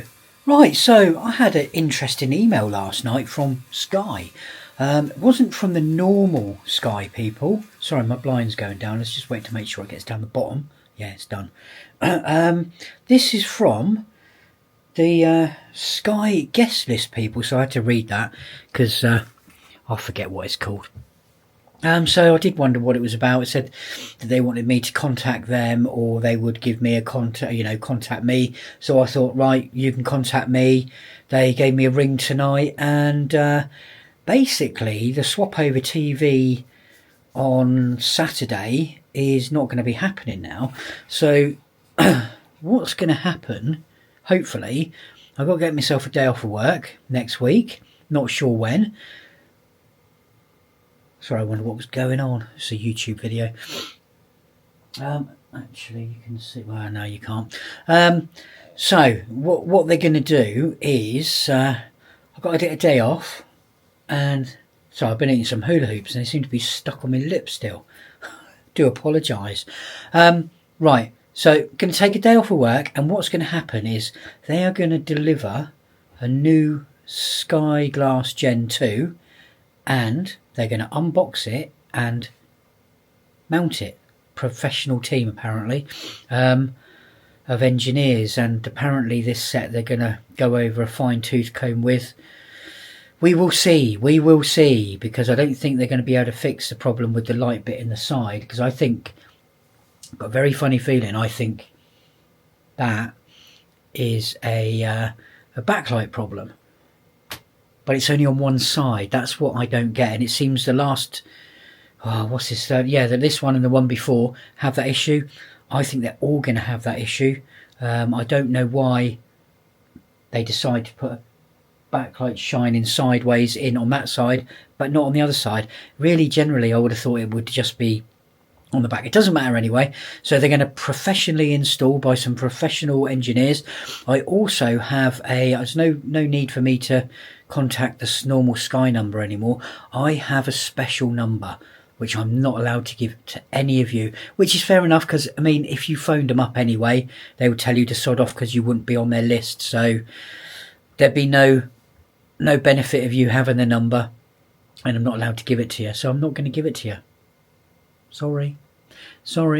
I'd like to know if you've had more than 3 Skyglass Gen TVs, and if you've been offered this service, or if it's just me because I've told them I'm a YouTuber and they might have seen a few of my videos. Hopefully quite a few of my videos, even the Gen 1 ones. But then towards the end of the Gen 1, I didn't really have an issue with it, and I don't have an issue with it now. It's absolutely fine. It's fine. It does what it does. It's the TV. And I have no issues, but I have loads of issues with this now, which I was hoping it wouldn't have been a thing. You know, you would have thought that they might have learned from the Gen 1 and the issues. They were generally normally software issues, but these seem to be hardware issues. I keep saying that, yeah, but that's what it seems like to me. It seems hardware problems this time. And what can I say? Let's give them a go. See what it's about. I probably won't be able to video them setting it up, but you're just going to have to I'll let you know what they've done. If I'm not allowed to, if they won't let me do a video, I will let you know after it's, as soon as they've gone and buggered off and I've got a telly on the wall and it's going and whatever else, we'll do a little video and I'll tell you exactly what happened, and we're we'll see what happened. I mean, I might give you the footage of them bringing it down the drive in the from the van or whatever it is they use. But unfortunately, they could have done this Friday, but I can't do. I've got stuff to do. I'm too busy this Friday, and they don't work weekends. That's nice, isn't it? Not to work weekends. That's a nice job, bloody nice job. Who knows? Who knows? I thought everyone had to work weekends these days. There's no such thing as a job that you get weekends off. Bloody hell, they got a good job. So anyway, I've got to get a day off next week at some point. Not sure what day it's going to be. I'll keep you posted, and we'll see what happens in the wonderful world of Sky and the Sky guest list. I thought, to be quite honest, that they were going to phone me up and give me a bollocking because of me saying how crap their latest flagship device is, but obviously not. They're going to hopefully solve my issues, but I think they probably won't. I think these issues are sort of baked in, and they're going to be baked in until there's a version 2 of Gen 2, like with the Glass, the Gen 1. I don't know what version my other half is. It was a newish one. It's only, when did she get it? Late last year, I think it was. And it's a lot snappier on the, switching menus and this, that and the other and turning on than my Gen 1. And I must say, on this TV, even though the sound does sound different, the voice commands on the TV are pretty damn good. I'll say, in the morning, hello, what, and channel whatever, and it generally 95% of the time will turn on and turn to that channel. It's not as bad as the Gen 1. This is really good, and it's snappy with responses normally. It just works. Hang on, let's see if it... Hello Sky, BBC One. There we go. Hello Sky, YouTube. It's really good. The voice recognition has got a lot better. Hello Sky, Prime. And it's a lot faster. That is a lot faster than the Gen 1. I noticed that, well, on this one anyway, I didn't really try it out much on the last one, so yeah. So I don't know when I'm going to do another video. I've got another video lined up. I'm just waiting for some information from the people that sent me the actual item, and we'll sort of go from there when I put that on live, because I need some more information from them. That's a bit interesting, that one, and it's a bit different, so you have to keep an eye out for that. It's not Skyglass, don't worry, it's got nothing to do with Sky. It's a Japanese product. Well, I think it's Japanese, I'm pretty sure it is. So thanks for watching, people. You know what to do. Good morning, good morning, good morning. Hey, guess what? I got the week off. Oh yeah. Right, so at the weekend I had quite a busy weekend installing my speakers, which the wiring and the stuff alone took a good part of half a day, just because of the way my room is and how I wanted to hide the wires. And then yesterday I was just getting the amp set up. So yeah, I am pretty pleased with it. It works so well, and it works really well with the Skyglass, which I was actually worrying about, but it works through the Arc absolutely fine. The Arc, if you turn the amp on, it doesn't turn the TV on. It's a shame. But if you turn the TV off, it turns the amp off. I don't know if you turn the amp off if it turns the TV off. I haven't tried that. But the Arc seems to work okay. Obviously, when you're watching normal TV, you'll just, the amp picks up that it's just a stereo sound. Just your front two speakers are on. I haven't really delved much into it. I did use a microphone to set it up, but I didn't think that was great, so I did go back in and do a manual setup. I'm still not into all the menus and everything of the Marantz amp. I don't know where the bass and treble, and if there's an EQ. I'm sure there is somewhere, I just haven't found it. And my microphone isn't on, so that's going to be really nice audio for you. Right, so we're using that mic now. Don't know what happened there. It normally turns on automatically. So we're going to have a quick look at where I've got the system and what I've got. So give me just a second and I'll do this sort of click by click. So here we go. This is Skyglass, and if we go down, we got the whacking great big Jamo sound center speaker, and it does sound absolutely fabulous. It really does, and I think it looks really nice as well. And if we take off the magnetic covers, it reveals the speakers which are cool, but I keep them on because I think it just looks nicer with these covers on. And if we go down, we have got the lovely amp, which is sitting in my quite old unit that I do need to replace. As you can see, it's quite scratched on the gloss now. I have been looking around, but I haven't been able to find anything that's sort of like this. This is an IKEA one, so it's got 3 drawers, and you can obviously take out these no, they're not drawers, they're little flaps. It's got 2 drawers, and you can take out what you need to. I've got one over there. That's a damaged one, hiding the damage in the, as you look at it, left hand corner. And that's the other floor mounted one. Yeah, pretty cool. Let's see if I can get that off without it being a problem. And there we go, what we've got in there. And these produce so much bass. It's actually, I don't think I'm going to need a sub, because it's deep bass as well.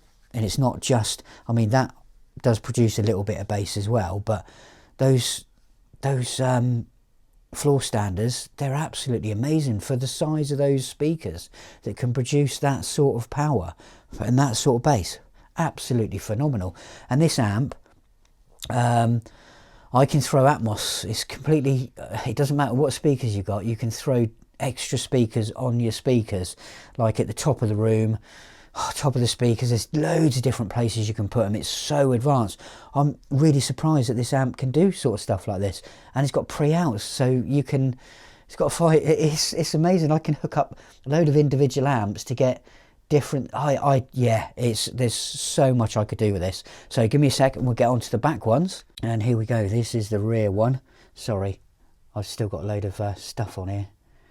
Yeah, that's the rear one. And they give out a decent amount of bass as well. They're pretty damn big. They're not small. I would say they're the size of your standard normal person's front shelf speakers. And we've got a lovely Ferrari there. So yeah, they're really cool. Give me a second, we'll get you back. Oh no, hang on, we haven't seen what these look like under here, have we? There we go. That's what they look like. Pretty much the same as the front one, except I think the drivers are a little bit smaller. Right, give me a second, let's get you around the other way. So I am more than happy with the way that the Marantz sounds, if that's how you say it, I'm pretty sure it is, with the Jamo speakers. Proper, this is only a 5.1, well it's not even 5.1, it's just a 5 cinema setup, because it's not got the 0.1, I've not got the sub on there. So, and it's absolutely fine. I know a lot of you like your sound bars. I'm just not a big fan of sound bars, because you will not get the sound stage of what this will deliver. No, not by far. And we've got a little putty cat come in. Plus, you can throw a lot more power through these speakers at a higher ohm level, which gives you better quality in the actual sound. And it really does. These are 8 ohm speakers, and going from 4 ohms to 8 ohms. The last ones I used, the Sony ones, was 6, and they didn't sound very good, but these sound absolutely amazing. And with the Skyglass, it works fine. I have had issues in the morning and with YouTube yesterday where I turned it on, and I don't know if maybe the eARC was having issues and it just wouldn't show a picture. No idea what was going on there, but I'm guessing it's just one of those little niggly Skyglass issues. So thanks for watching, and yeah, if I know a couple of you got this amp, let me know any tips you got. I mean, I've got a 5.1, we call it 5.1, pretend we've got a sub. Let me know what settings you've got yours set out, if you've got 5.1 or if you've got it set up 7.1 or 7.2, or center speaker at the back, which I might do. I mean, I've got a few spare speakers that are Jamo. I've got 2 surround dipole, can't remember. There's 2 speakers facing each other, sort of in a boomerang, and then one firing down. They're surround speakers, so I could put them in the sides. I don't know. Let me know. Thanks for watching. Hello. Right, I thought I'd give you a bit of an update of what I'm going to be doing in the next few days. Hopefully you'll see videos if all goes well. So with the lovely Skyglass Gen 2, not had any issues with it recently at all. All the problems I did have with the other silly little bits don't seem to be an issue. I did have a blue thing up here in the corner up there the other day. I took a picture of that and a video of that, so if it does ever come back, it was briefly on, I think it was an issue with the camera that was being used on the actual video I was watching. Anyway, so what I'm going to do, really cool, so I have been on lovely Amazon and Richer Sounds, and I've bought a few bits and pieces. So not going for a soundbar. I don't like soundbars. Not had a very good experience with soundbars. I've used lots of different soundbars, and you just don't get the sound depth, you don't get the sound stage from soundbars. What I'm going to do is I have bought a Marantz, oh good god, I think it's called a Cinema 70S. Alright, it's an entry level amp, but it's okay. It's still got quite good reviews and stuff. It's Dolby Atmos compatible, it's ARC compatible, so it should work fine here, hopefully, fingers crossed, otherwise it's going to get sent back. And I've also been to Richer Sounds and I've got myself some Jamo, have no idea what speakers they are, can't remember.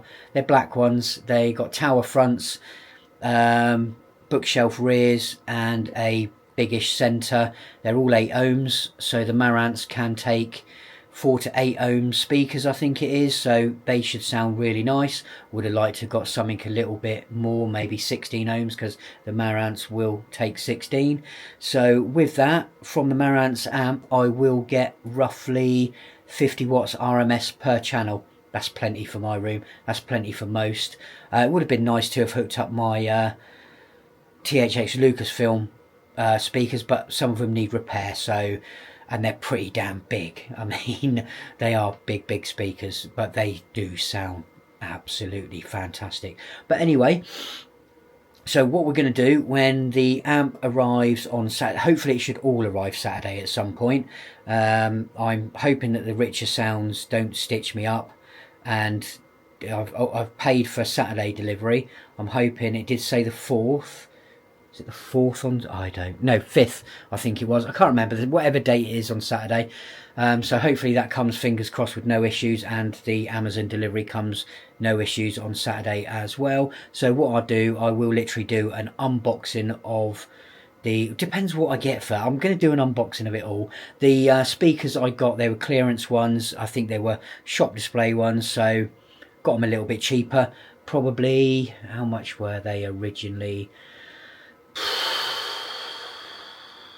About 70 quid cheaper, so in my books that's good. They'd be good enough, because I don't think with the delivery for the other ones, it wouldn't have got come in time. I did want some white ones, but they were only available if I phoned them up, and they're shut, so couldn't phone them up to order them, so it's not an issue. White ones would have been cool, they would have looked different, but they would have stood out like a sore thumb over here, but it doesn't matter. Didn't get the white ones, got the black ones, and I'm pretty sure they're Dolby Atmos compatible, so we'll go through all of that. The Marantz amp only has a little display, a little OLED display sort of on the front of it. Most of it is all app controlled, so we're probably doing app setup and stuff like that.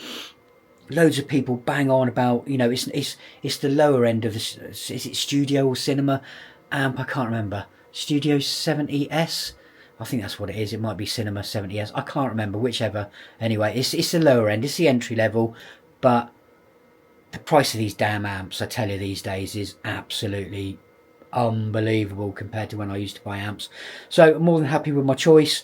I've seen some banging reviews on these, the actual sound quality, and I've also seen people actually hooking them up to oscilloscopes and all that sort of crap, testing them that way, that then say that they didn't like the response time and this, that and the other. But then generally when you listen to it, which is the main thing.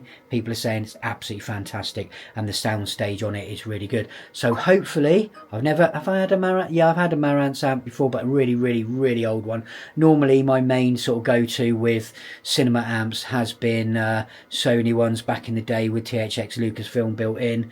Because at the time I think it was only really them and Yamaha that were really doing anything any good, and I couldn't afford the Yamaha stuff, which I can't afford the Yamaha stuff now. Well, I could have got an very entry level Yamaha amp, but it didn't have the greatest write-ups as an entry level amp. Now this Marantz one has got a brilliant write-up for an entry level amp, and that does it more for me. And plus I haven't seen anyone moan about failures from them. With the Yamahas, I did see some issues with people having faulty units on arrival, and I don't want that. Something that I don't need. So hopefully it will go all rockingly well. It'll work with the telly. I'll get the sound that I want, the sound stage that I want. I'm going to have to sort out my speaker brackets. I've got... Oh no, they should be alright where they are. I've got to get some wire. I did have some. Oh, that's a bummer, isn't it? I've got to do the wiring again. I hate doing that. So I'm going to have to try and find some some kind of flat wiring that's going to work, that is not going to wire me up too much. So let me know what you all think. I know a lot of you are going to say, oh, we should have got a soundbar. Oh, you should have got this. You should have got that. It's my choice. I'm going to try it out. I don't know if anyone's tried any Marantz stuff on the Skyglass Gen 2. I've seen people with Sonos stuff and Sony and Yamaha. Let's try this. I mean, I couldn't find any decent Onkyo stuff, and I do rate Onkyo for their clarity. It's absolutely fantastic. And I'm going to attempt to run this Marantz amp without a an active subwoofer first off, just to see, because apparently these speakers that I'm getting are meant to have really deep bass just through the actual the front speakers on the side. So we will see, and I'm not sure how they're going to fit how I've got it here. So I might have to get some speaker stands and have them raised so they're almost beside the TV. That lamp I got over there might have to be moved.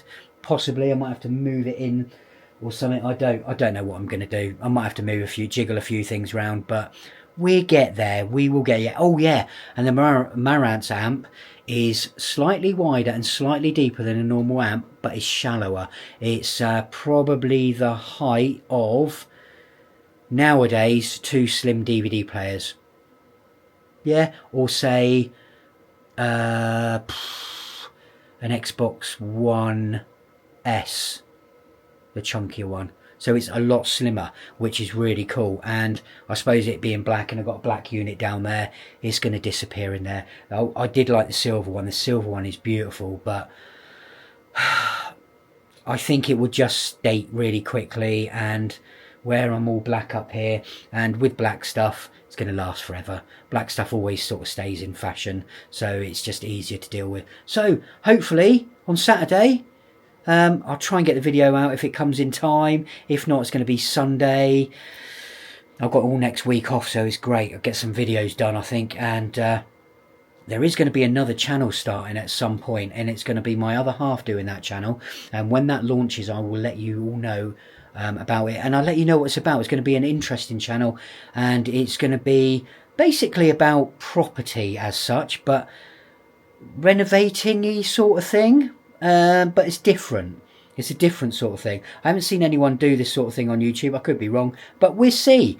And it could be great for her. I mean, I think it's something that she needs to do, and it'd be really cool for her. Anyway, looking forward to Saturday. I am. Oh yeah, another day. You know, got work tomorrow. It's a bummer. I still have to work because the YouTube, yeah, doesn't pay. A lot of people think that you get paid absolutely low. You don't. It's next to nothing. It's not even worth doing the videos for, but I like doing the videos, and sometimes I like reading your comments if they're not nasty ones. I haven't got the time for that. It's, oh, yeah, just troll off somewhere else. I haven't got the time for you. Keep your opinions to yourself. These are my opinions. These are my, how my, experiences with stuff that I've got. if you don't like my experiences, don't watch the channel. It's what I think about stuff, not what you think of it. If you think about something, if you think it a different way, you know, there you go. But I have found there is a way, and I have got the stuff already. If the arc doesn't work in here to the Marantz amp, I have got HDMI converter to optical, so I've got that choice as well there. So, and I'm pretty sure that works. I haven't tested it, but pretty sure that'll work with the amp, and I'll get maybe not Dolby Atmos through there, but I'll get the surround sound I want. And also this amp is 7.2, but I'm probably only going to run it in 5.1 because the speakers that I've got are only 5.1 anyway. I do have some other ones which I could hook up as the center surround ones. We'll see. I'll probably be happy with just 5.1 anyway. Anyway, thanks for watching, and let's look forward to the weekend with these new speakers and amp, and hopefully, fingers crossed, it all works with the Gen 2. Thank you very much. Keep watching. Next video. Hello, I thought that I would do a video test of the screen on the Gen 2. I'm not quite sure how this is going to go and how accurate this is going to be, so I'll see if there's some screen tests on YouTube, which I know there are because I've looked at them and used them before with the Gen 1. So let's get on with it. We do the clicky thing. Hang on, see if I can do that. Right, so this is the best I can do for light, and this is courtesy of Studio Lab 24.it. So let's have a look.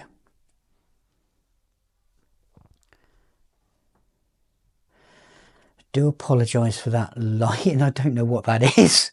The light leak. Oh, that's the bottom of where the blind is showing. So just watch the screen and I'll see if I can get rid of the rest of the light leak. And that's got rid of most of it.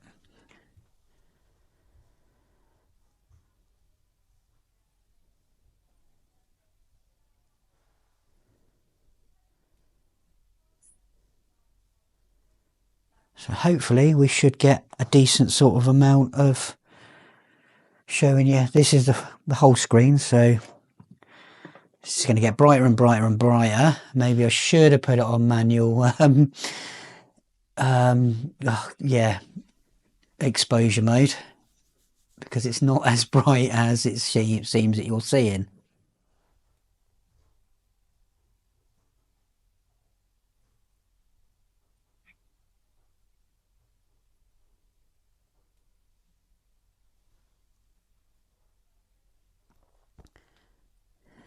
And you can actually see on what you're seeing with the camera, you can see the lines behind, but with my eyes I can't see that. It just looks like a completely white screen all the way through. So that's interesting, very interesting.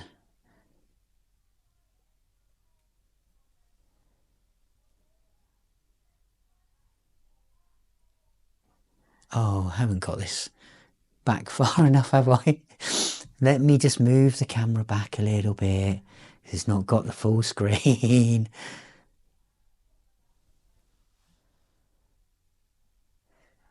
Oh, actually, I think it did.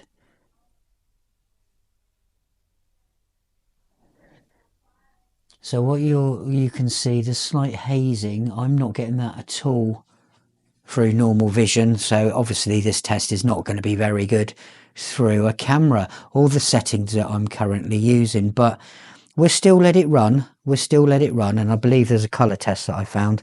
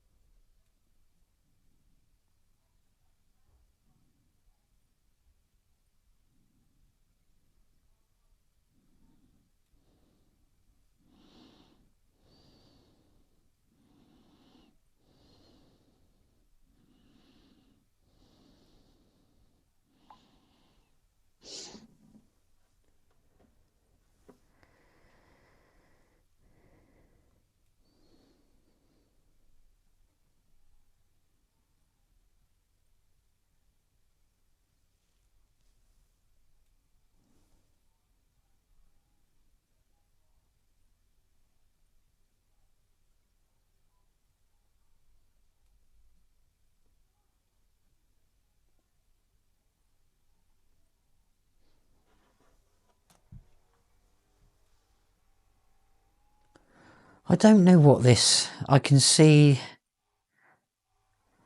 well, it all depends on what this is actually recorded in, because you've got to think about that as well when you're running these tests of how it is actually recorded.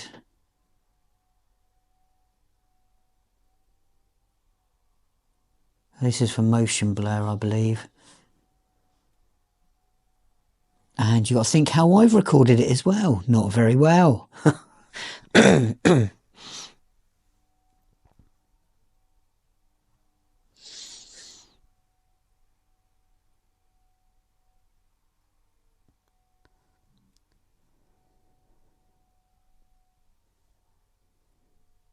This is courtesy of Tech Solutions Desk, I think it was.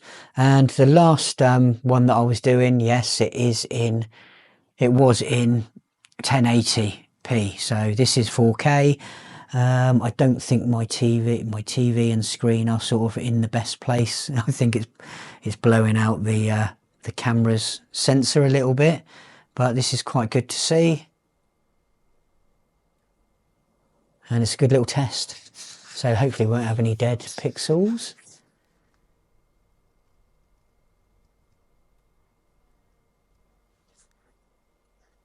Nope. No dead pixels at all. And this will check the white.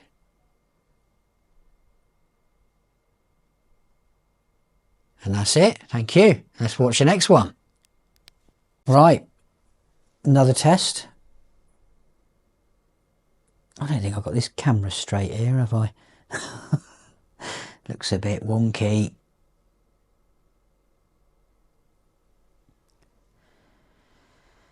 This looks completely equal, the brightness throughout the screen that I'm viewing.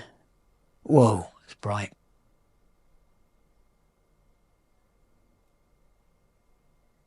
And on the camera it doesn't look equal for some reason. It looks, I think it's just to do with the camera.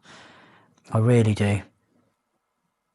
Because this is completely equal to me. And I'm not sure how it's viewing on. Well, I'll have a look back. Obviously you've got that little light leak down the bottom there, which is my patio door.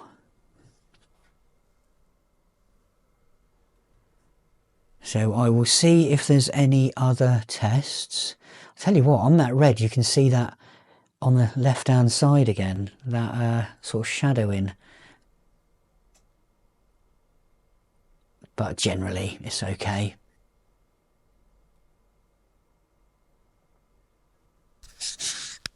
Right, this is from Colorado Man. No, I can't see what that said. Doesn't matter, but thanks anyway for the video.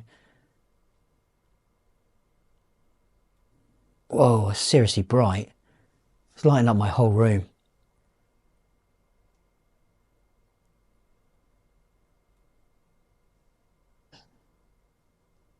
Okay.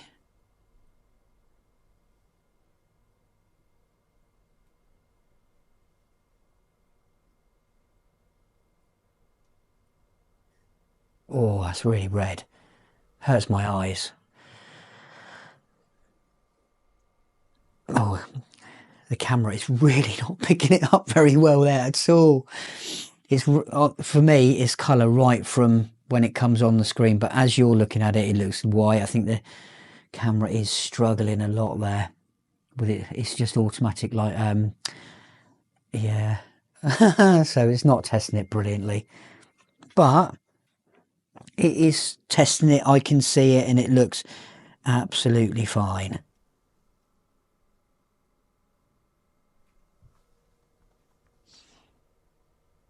Edge brightness.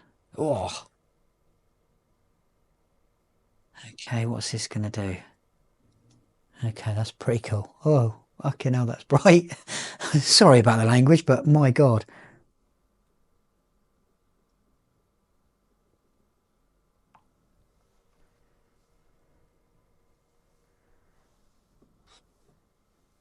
Pretty cool test.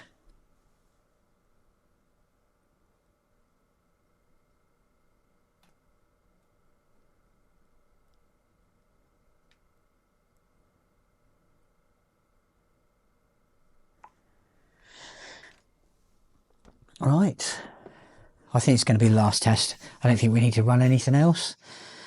Oh, these boxes are doing my eyes in. And all this brightness.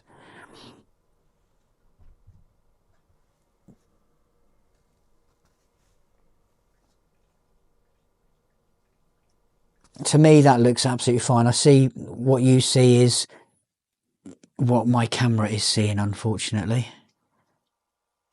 Motion blur test, oh, which is what you need, but my God, that's bright. And we're looking to see if we've got any, oh, blimey. That screen is bright, man. And if I do these tests again, I will make sure that I've got auto white balance and stuff turned off. I do apologise for that, but this is just a quick test I wanted to do. And I can see it looks, the TV looks absolutely fine. Oh, that's not a dead pixel. Oh no, that's an example. Right, okay, that worried me then.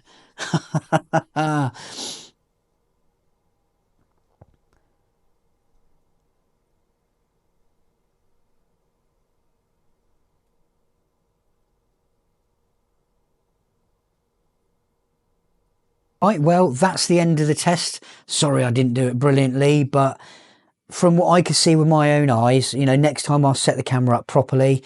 I might use a different camera, not sure,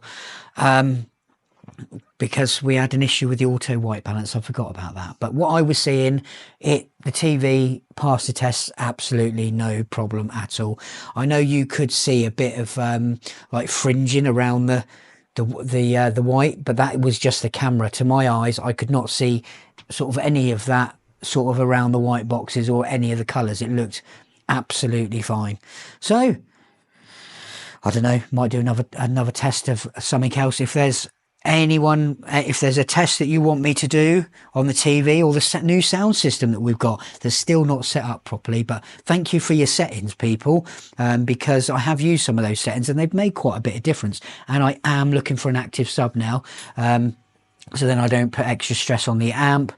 But without the amp, it still does sound bloody good. But I do know what you mean, because I did put Star Trek on, and that's a good sort of thing, or good film to have, or to have on, or to show where the bass is and stuff. And I did notice it was missing some of the lower grumbles and rumbles and stuff that you get with Star Trek films, but the majority of it was there. So I was still quite impressed with these speakers. These speakers are amazing. That amp is absolutely fantastic. So I might bring in one of my THX Lucasfilm 12-inch bass bins, but they are looking a bit shabby. I didn't realise. I'm only going to bring one in because I think one of them, the other one, has got a damaged voice coil, because when you press down, if you press it equally down, you can feel if there's any resistance or sort of scratchiness, and one of them does do that. So that's a bit of a shame, but these speakers are bloody old. I got them when I was probably 19, 20 years old, something like that. So yeah, that's a few years now. That's a few years. So thanks for watching, and any requests for tests, let me know. Let me know. I mean, I do need to do a gaming test, but I'm not sure how I'm going to do that, because the copyright on gaming is absolutely ridiculous. Because I don't want to. I've done it before when they just completely knocked the video off completely. They wouldn't let it go online whatsoever, even if I didn't take even if I took monetization off. They just didn't like it. So yeah, I know, it's just silly. Thanks for watching. You know what to do, people. Hello, good morning. Right, so this issue is clearly not just a Gen 1 issue. This is where I would say Sky have built something into the TV. If it knows that it's not Sky broadband, it gives you this every now and again. That's what the Gen 1 done. My missus's TV doesn't do this at all, and she has Sky broadband.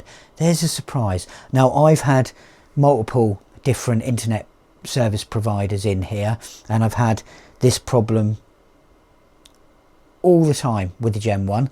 This is the first time it's come up on the Gen 2, and it clearly is just something that I think Sky have built into the telly to try and get you to use their broadband, because my missus got Sky Broadband, she's got a Gen 1, and she's never ever had this happen at all. So generally what you do, I can't remember now, press back, no, press home button, and there you go. It's fine. There's no problem at all. It works. You haven't got an issue with your router. No. So there we go. Why are you doing this, Sky? I mean, why is it in the Gen 2? Why is it doing that? I mean, take that bit of software out, whatever it is that you've put in there, because it's clearly you trying to get everyone to use your broadband, because it doesn't happen when you have Sky Broadband. Or if it does, if you've got Sky Broadband and you get that on your Gen 2 or Gen 1, let me know. I'll be really interested, because that's been something that's been plaguing me through the whole time that I had the Gen 1, and it's just really annoying, because most people from that screen would go in and then have to reconfigure their router in the settings, all the password, this, that and the other, for no reason at all, when you just press the home button. So naughty Sky, I'm pretty sure it's something you're doing. Okay, yeah, don't know. But anyway, this TV, when you got it plugged up to a decent 5.1 system, or 7.2, 5.2, 7.1, whatever, 9.1, 9.3 million, sounds absolutely amazing, and it's way better than the built-in soundbar. And yes, when you separate your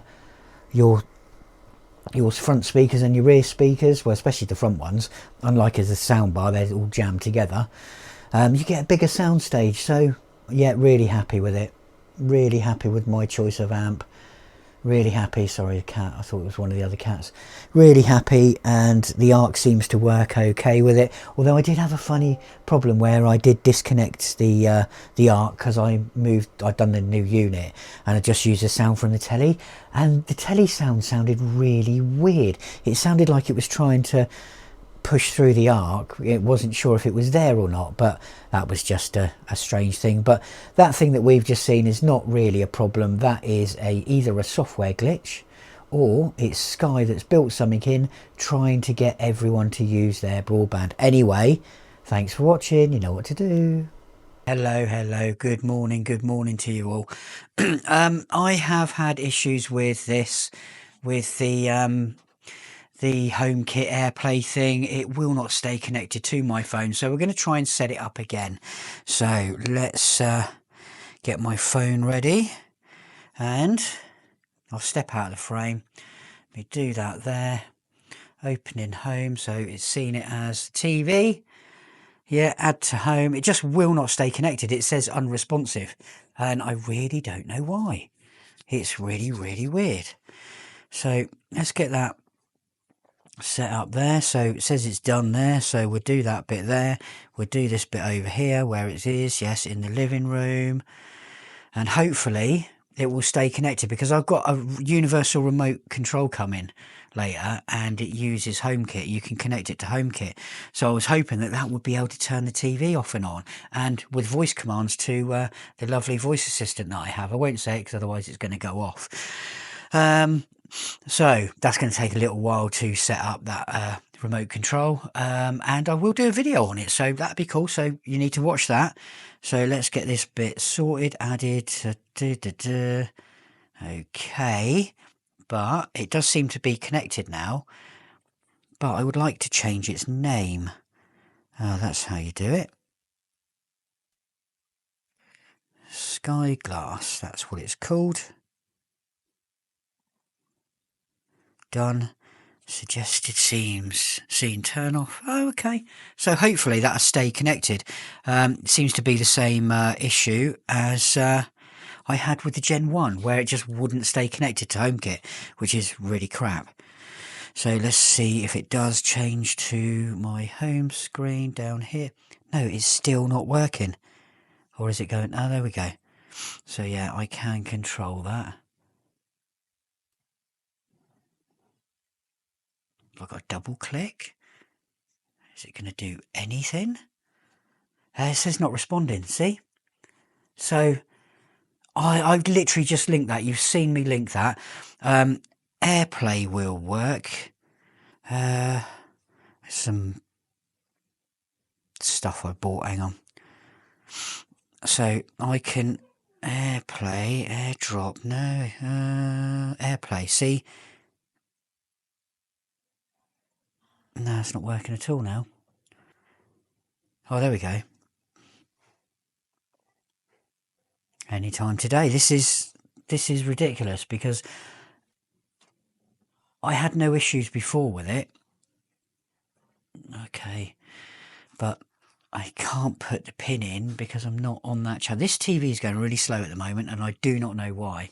I noticed it last night and this morning it was fine. I've just literally just turned it on now, and as you can see, I don't know what's going on here. I really don't, because I can't do anything now. Oh, are we going to have the same software issues as we've had with the Gen 1? Come on. This is getting bloody ridiculous. Can't do anything. Look. Oh, there we go. No, we did. Right, let's put that into there. Is it going to change? Come on, it's just a channel. No, it's not going to. So we've got nothing on the remote again, except for the back button works. That's pretty bad. So unfortunately, it looks like it's not working again at the moment, or not properly. I'm going to give this a little restart. I might as well do it while you're on the camera with me. So this is why they pop this in here. Is it under here? I can't remember. Yes, it should be restart. But considering I've just turned that on, I shouldn't have to do that. I think back in the days with the Gen 1, I was unplugging it and plugging it back in sort of once a month. Shouldn't really need to do that with anything these days at all. It should all be sorted and work. So unfortunately, that's not really working anymore, the HomeKit thing. I don't know if they've updated it or what they've done. I know the iPhone has had a few updates, but nothing major.